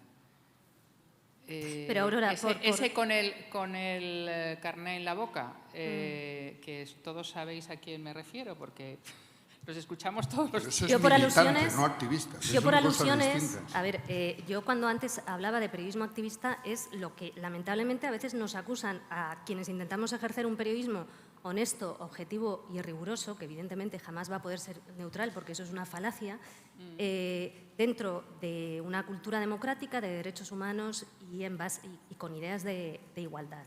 Y ese periodismo que indaga, que no solo intenta contestar al qué, quién, cómo, cuándo y dónde, sino también al por qué, es ir a la raíz de las cosas, ¿no? Y el por qué es lo que distingue el periodismo de un juego de niños, dice David Simon, un gran periodista estadounidense reconvertido en excelente guionista de series de televisión como The Wire, que la 5ª temporada va de periodismo y está estupendo. Bueno, ese periodismo, lamentablemente, que es el periodismo que ahora creo que más que nunca se necesita, sí que hay sectores dentro del oficio, y por supuesto también fuera, que intentan estigmatizarlo con la coletilla de periodismo activista. Yo no reclamo el concepto periodismo activista. Eso es periodismo, punto. Periodismo con los mínimos cánones democráticos y con esa honestidad y rigor de la que estábamos hablando. Lamentablemente, aquellos que van por los pasillos de la corrupción moral sin problemas, que se saltan todas las herramientas que cualquier periodista riguroso debe abordar, desde contrastar con más de una fuente hasta intentar siempre esa honestidad y esa contextualización necesaria, lamentablemente ese periodismo, muy vinculado a determinados sectores de un poder corrupto, moralmente hablando al menos, y a veces incluso más, intenta estigmatizar en estos momentos en los que estamos viviendo a este otro periodismo, y a mí eso me parece muy grave, ¿no? En ningún caso he pretendido acuñar, creo que me expliqué con total claridad, el concepto periodismo activista, todo lo contrario. Claro, al final, si hacemos periodismo de verdad, o sea, que entendemos, si el periodismo lo entendemos como uno de los garantes democráticos, en teoría lo que deberíamos hacer es promover los estándares democráticos, los derechos humanos y demás. Si esto es a lo que quieren etiquetar como periodismo activista, entonces apaga y vámonos. O sea, entonces ya sí que no nos queda nada, ¿no? Yo recuerdo un medio en el que trabajé hace años, un medio conservador, cuando ocurrió, bueno, ¿os acordáis de este bebé Aylan que apareció en una playa en aquella ola bestial de migraciones, ¿no? Y entonces yo, claro, sí, al niño se le dio muchísima cobertura en el medio, todo el mundo quería, solo se hablaba del niño y yo, bueno, pues intenté decir, mira, yo creo que hay que abordar el fenómeno migratorio un poco desde el origen, ¿no? ¿Qué está pasando con los derechos humanos y tal? Y la respuesta que me dieron fue: los derechos humanos son de izquierdas. Que ahí fue cuando dije, bueno, pues ya está, ¿no? O sea, ya no hay más que hablar. Bueno, eso forma parte del discurso. Claro, es el problema. Pero es un discurso intencionado, absolutamente, ¿no? Hoy tenemos un ejemplo, estos días, vamos. Claro, la elección de dónde pones el foco es fundamental. Y dices, ¿es una intencionalidad? Bueno, se puede describir como se quiera, pero es una información. Explicar que estos días, cuando hay el debate que hay sobre el asunto migratorio en Canarias y cómo se distribuye y se resuelve la incapacidad de Canarias para absorber todo lo que está recibiendo, a mí me parece un dato relevante explicar que no hubo ningún debate ni hubo ningún problema en absorber a 170 inmigrantes refugiados ucranianos, y me parece absolutamente bien, pero estamos teniendo un problema impresionante para absorber a 7.000 surafricanos. Y ese dato comparado creo que es relevante. No, o sea, no creo que sea activismo. O yo el otro día me ponía en el brete de un periodista en Argentina que tenga que enfrentarse a la información de que un candidato, Milei, proponga la venta de órganos como un mercado legal. ¿Yo cómo actuaría como periodista? Pues intentaría explicar lo que significa eso, en términos de hacer negocio con la miseria, con la precariedad, con la pobreza, etcétera. Yo creo que en ese sentido, bueno, yo concibo el periodismo así, ¿no? Que es una obligación en ese sentido como periodista y como ciudadano, como demócrata, como decías tú. Y yo creo que corren tiempos en que la mayor confianza que al menos yo tengo en un buen futuro para los siguientes, para mis hijas, etcétera, es de alguna manera la presión que se puede hacer desde la sociedad civil y desde un periodismo riguroso, honesto y cívico, para que no se instale el engaño permanente, no se instalen las intenciones permanentes desde determinados ámbitos, poderes, etc. Yo en eso confío, porque además en hechos concretos, en circunstancias concretas, se ha demostrado que es útil, que puede servir, que ya estamos viendo, estamos comprobando. Es verdad que después de un tiempo y después de que atropellan muchísimas cosas y muchísimos derechos, pero bueno, oye, que un fenómeno como lo que ha ocurrido en los últimos años en Polonia, oye, de repente se le pare, es importante. Que Milei no haya ganado cuando todas las encuestas le daban como ganador, es importante.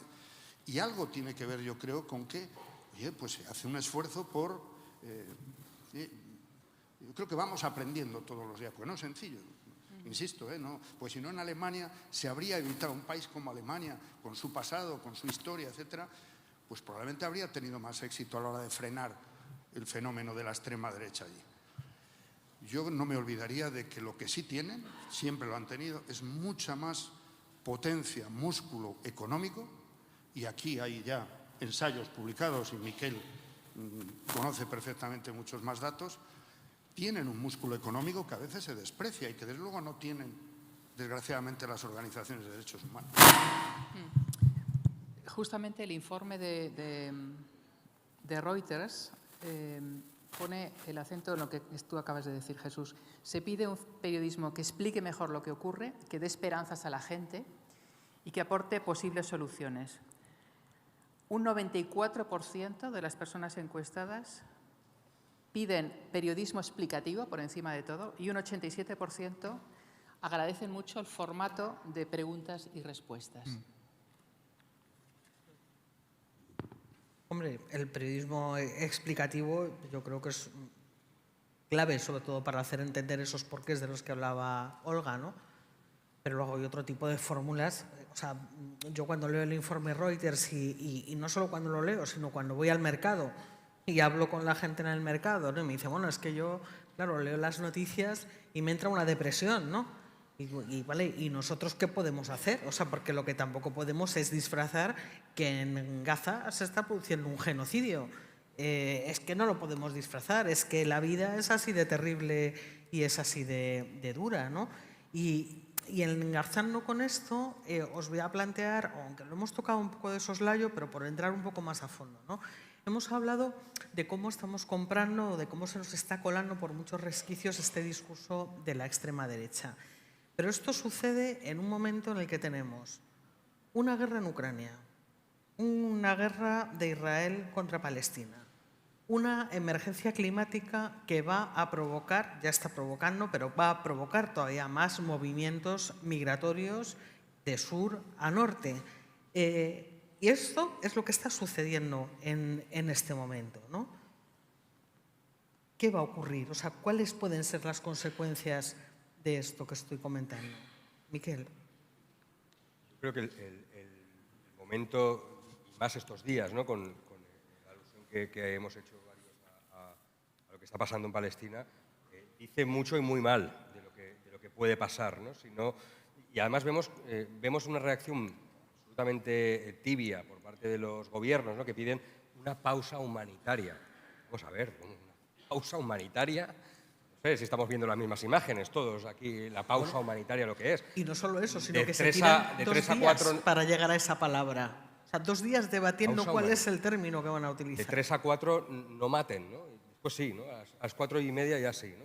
Es decir, es bastante lamentable porque la sociedad civil, una vez más, está por delante de nuestros gobernantes, ¿no? Pero yo creo que el contexto global, y ya no solo por centrarnos en una cuestión como la de Palestina o cuestiones incluso geopolíticas que van más allá, sino también hablando del tema climático, ¿no? Que yo creo que es urgente y que va a provocar, efectivamente, como comentabais, ¿no? Pues muchas más crisis a nivel global y, por ejemplo, algo tan natural como es la migración, el movimiento de personas, porque sus países ya no es solo que les hayan saqueado los recursos, sino que ya directamente son desiertos, ¿no? Y tienen que buscarse la vida por otras vías, ¿no?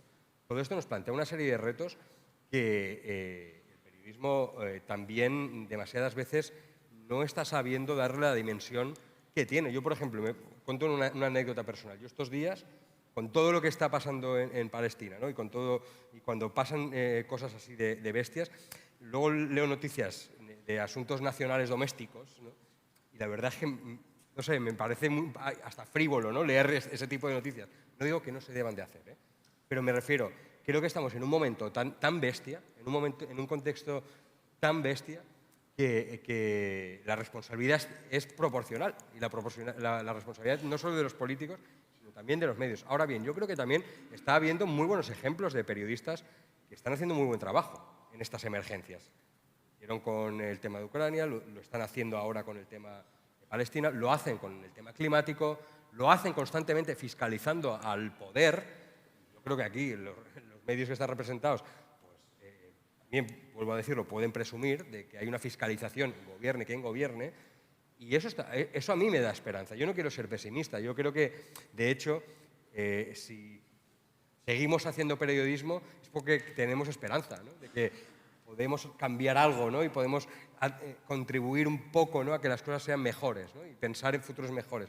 Aunque, lamentablemente, es verdad que los medios, la espectacularidad de la que hemos hablado, demasiadas veces se nutren de lo dramático, de lo catastrófico, de la ansiedad, de la miseria, ¿no? Y esto es algo que quizás pues es una reflexión, ¿no? que lanzo así un poco al aire por ser optimista. El contexto es terrible, es obvio que es terrible, pero tampoco es único. Yo creo que ha habido contextos donde posiblemente es terrible porque Europa está en el centro o sea, tiene un protagonismo central en este contexto, pero no somos el ombligo del mundo, y yo creo que estos días precisamente nos estamos dando un poco cuenta, ¿no? de que no somos el ombligo del mundo y de que el mundo es mucho más grande que Europa y Estados Unidos, y de hecho ya nos están sacando muchas vergüenzas. Olga. Bueno, yo como periodista empecé a ejercer el periodismo en los años 90 y he cubierto creo que todas las guerras, o prácticamente todas, enmarcadas en la llamada guerra contra el terror. El otro día vuelvo a Luis Moreno Ocampo, cuando lo entrevistaba, el exfiscal de la Corte Penal Internacional, mencionaba al general estadounidense McChrystal, que comandó la guerra de Afganistán y dirigió comandos en Irak, y este hombre, que no es alguien que presida una ONG, es un general estadounidense, ha llegado a la conclusión de lo que llama la matemática insurgente. Si bombardeamos población civil, si creamos cárceles secretas, si practicamos la tortura, si violamos de manera sistemática los derechos humanos y la ley internacional, no solo reducimos, sino que se multiplican. Matamos a 2 y surgen 10 más. Eso es lo que dice este hombre, ¿no? Es decir, la violencia, sabemos que engendra violencia. La llamada guerra contra el terror ha hecho en sí misma más daño que los propios atentados del 11S a los que pretendía responder. Creo que esto nos obliga a reflexionar, porque además eso ha generado también una pérdida de credibilidad de la llamada comunidad internacional occidental en el llamado sur global, y explica algunos cambios en las alianzas de las relaciones internacionales de algunos actores, países en vías de desarrollo en los últimos años.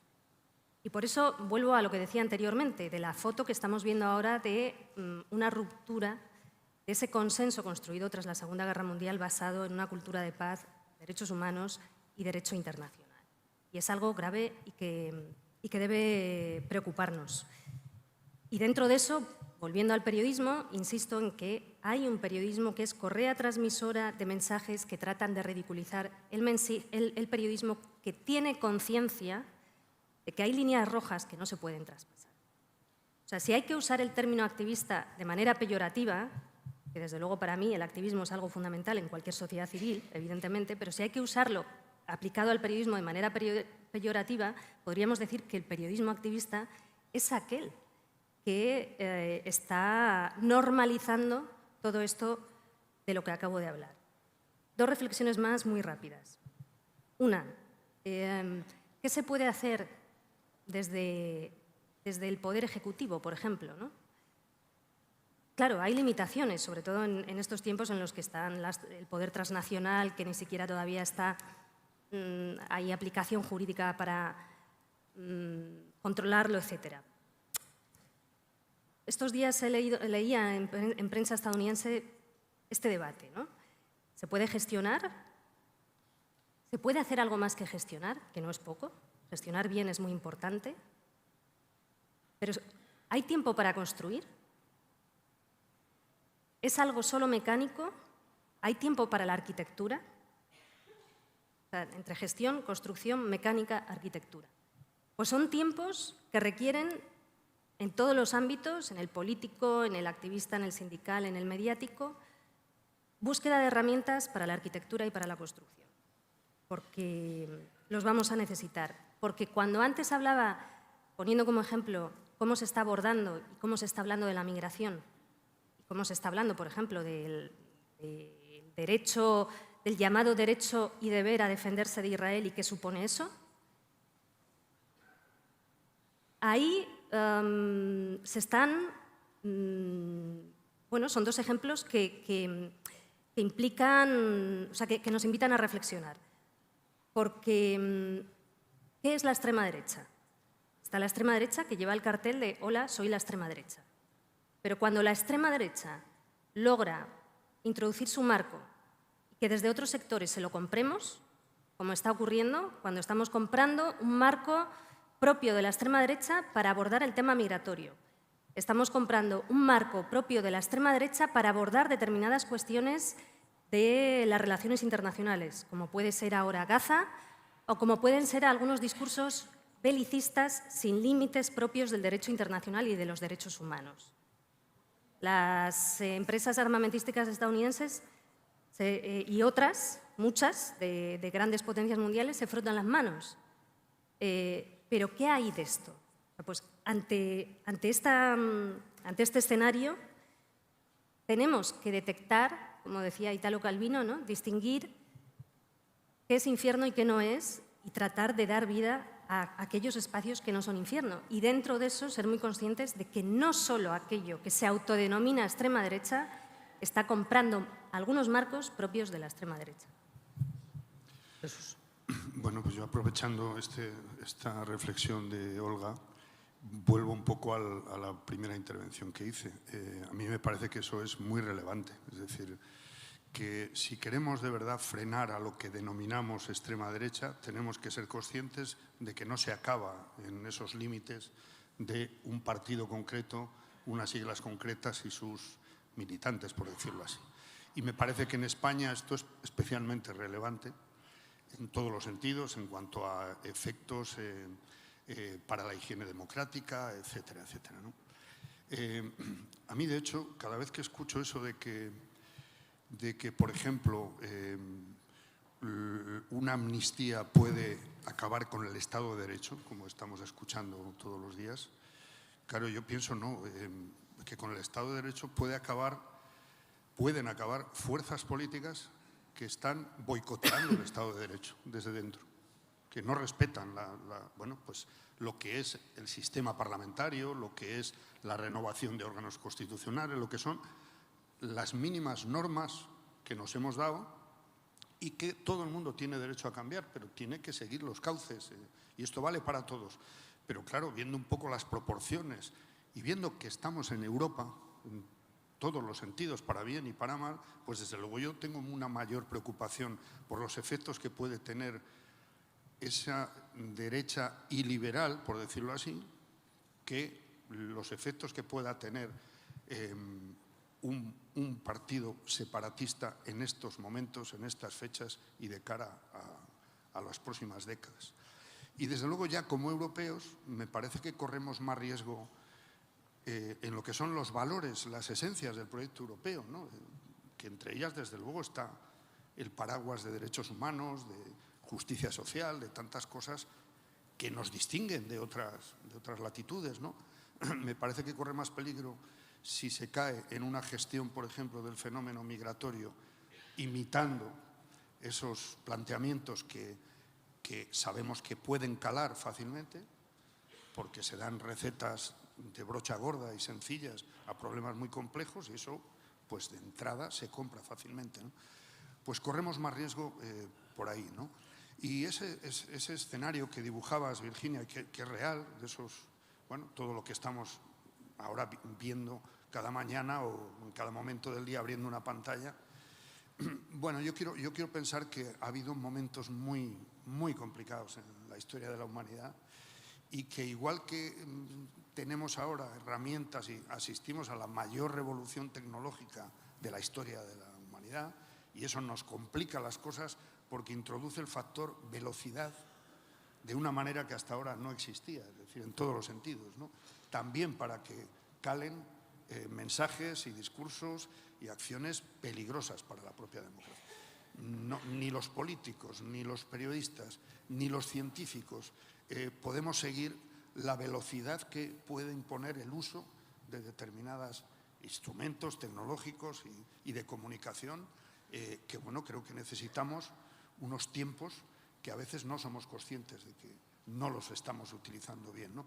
Pero yo quiero tener un margen para el optimismo porque insisto en que cada día, si queremos verlo, también hay noticias, no digo noticias buenas, que creo que hay que distinguirlo, ¿no? Esto que se viene llamando el periodismo constructivo, en algunos países lo llaman de soluciones, pero yo no creo que eso sea dar buenas noticias, sino aplicar las técnicas más rigurosas del periodismo de investigación para explicar no solo situaciones cuyo desenlace es negativo, sino también ejemplos de cosas que pueden funcionar. Esto sirve para el cambio climático, para un problema urbanístico, para un problema de convivencia, para una gestión de la migración, para casi todo. ¿Sabes qué pasa? Que ese tipo de periodismo cuesta mucho.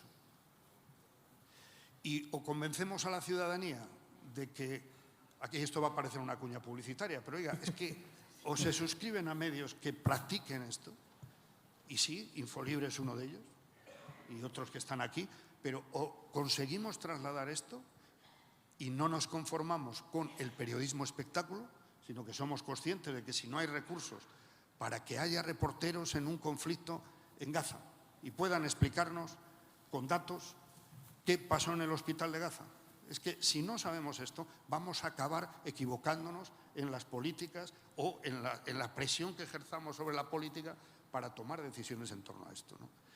Bueno, yo quiero reivindicar que eso, claro que es posible, en pequeñas porciones o en grandes proporciones si seguimos avanzando. Ignacio. Has citado tres líneas, ¿no? Hablabas de la crisis climática, del cambio climático, hablabas de la emigración, hablabas de las guerras. Cada uno de ellos con fenómenos muy concretos que estamos viviendo hoy. El más evidente es Gaza. En el tema de la emigración, eso que están vendiendo como gran problema, que en realidad no lo es, a efectos de ciudadanía, que es la llegada un poco mayor de lo normal de personas inmigrantes a Canarias. Yo creo que al final es que los tres están relacionados entre sí y lamentablemente se van a acelerar. No sé qué más hace falta para darnos cuenta de la gravedad de la crisis climática. Hace apenas una semana publicamos que en cuestión de décadas, muchos lo vamos a ver, habrá amplias zonas de la Tierra que sean inhabitables para el ser humano. Amplias zonas de la Tierra donde viven hoy millones de personas que van a tener que mudarse de allí, emigrar de allí o morir, y que van a hacer lo posible por buscarse la vida, porque eso es lo que es un ser humano, alguien que intenta sobrevivir. Ante todos estos tres problemas, la extrema derecha tiene respuestas tremendamente simples y eficaces. El cambio climático no existe, o es un invento de los comunistas, o ha pasado siempre, y ya lo arreglaremos con aire acondicionado. 2 grados más, ¿qué son 2 grados más? Pues te quitas la chamarra y abres la ventana.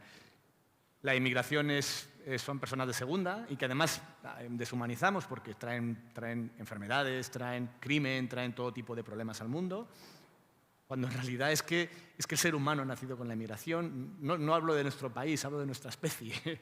No somos más que un animal migrante por todo el planeta. Y en cuanto a las guerras, hay una culpabilización permanente de las víctimas.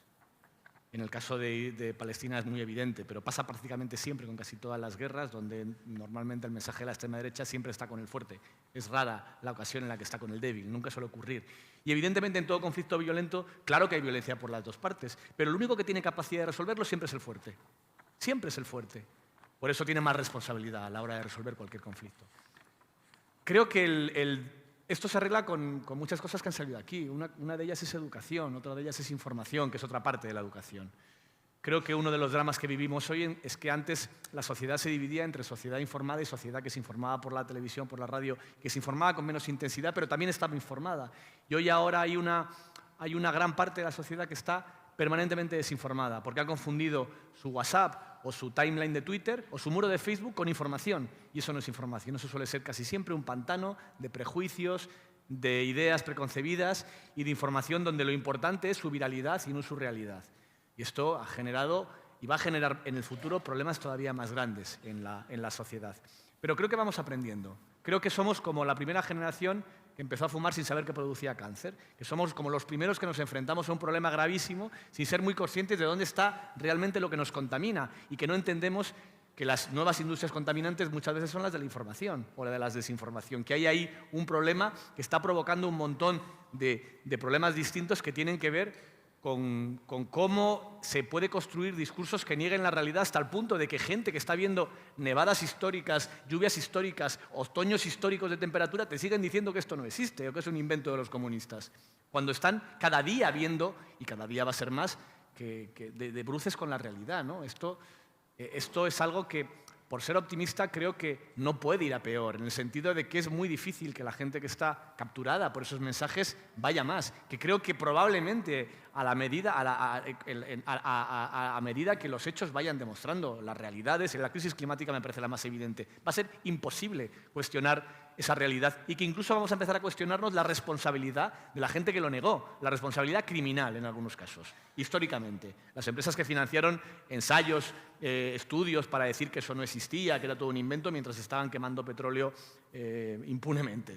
Eso en algún momento habrá que no solo investigarlo periodísticamente, sino judicialmente en un futuro. Estoy convencido de que ocurrirá. Y creo que en ese sentido, a la larga, no podemos ser más que optimistas, a pesar de que la situación en el día a día y con cosas como las que vemos en Gaza dan ganas de cualquier cosa menos del optimismo. Aurora. Bueno, voy a hablar como antigua corresponsal, que realmente esto ha marcado mi vida. Y precisamente por eso creo que justamente en estos momentos en los que cualquier acontecimiento que se produce en cualquier lugar del mundo tiene una repercusión inmediata en nosotros, creo que para dignificar al periodismo hay que hacer una apuesta fuerte por la información internacional y por los corresponsales, que desgraciadamente es una especie que está, por lo caro que cuestan, es una especie que está en riesgo de extinción. Y es muy importante tener sobre el terreno a personas que realmente pueden explicar a los españoles o a los franceses o a los chinos por qué estas cosas están pasando y de dónde vienen y qué consecuencias pueden tener. Quiero también pensar que es muy importante la información europea.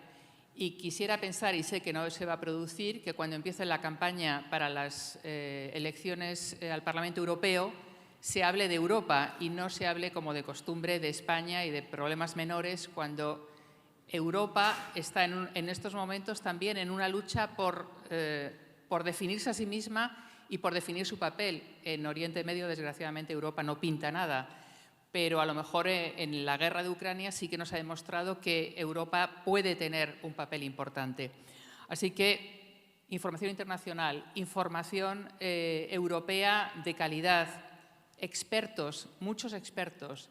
Aunque la gente piense que es un rollo escuchar a estas personas y que necesitan a lo mejor traductor, pero realmente el periodismo muchas veces se ve incapacitado de explicar las cosas en profundidad. Y para eso necesitamos buscar personas especialistas que realmente tengan además la capacidad pedagógica de explicarnos de manera comprensible lo que está ocurriendo. Y, por ejemplo, el tema de los expertos y el tema de la información internacional nos puede también ayudar a explicar cosas tan complicadas como, por ejemplo, es el conflicto de Oriente Medio. En España, naturalmente, el concepto general es que los palestinos son las víctimas de lo que está ocurriendo. Esto es un conflicto que viene desde que a un lord británico se le ocurrió hablar de que los judíos tenían derecho a un Estado judío. Y desde ahí y desde la partición de Naciones Unidas se ha producido el conflicto que estamos viviendo en estos momentos. Si tuviéramos más expertos, a lo mejor alguien recordaría que no todo Israel es Netanyahu, que hay cientos de miles de israelíes, por ejemplo, que se han estado manifestando durante semanas, durante exactamente 50 semanas, en contra del gobierno y de las medidas de reforma judicial que Netanyahu pretendía llevar a cabo para escapar del juicio de corrupción y de tráfico de influencias que tiene encima. También un experto nos podría explicar que los palestinos son dobles víctimas, no solamente de la ocupación, sino de Hamas, que es una organización que está siendo considerada terrorista por Estados Unidos y también por la Unión Europea. Es decir, que hay muchos matices que a la hora de enfocar cualquier conflicto tienen que ser tenidos en cuenta y que esto es lo que enriquece el debate, no estas posiciones, digamos, encontradas sin demasiado fundamento. Por eso creo que, como decía muy bien Olga, hay que educar a la gente a informar, a ser informada desde la escuela, de que los niños ya empiecen en el colegio a leer periódicos y que se les enseñe también a captar la desinformación, que no traguen todo, digamos, de una manera automática, porque la vida es mucho más complicada de aquellos que pretenden, como la extrema derecha, a definir de una manera muy clara qué es blanco y qué es negro. Y muchas gracias. Bueno.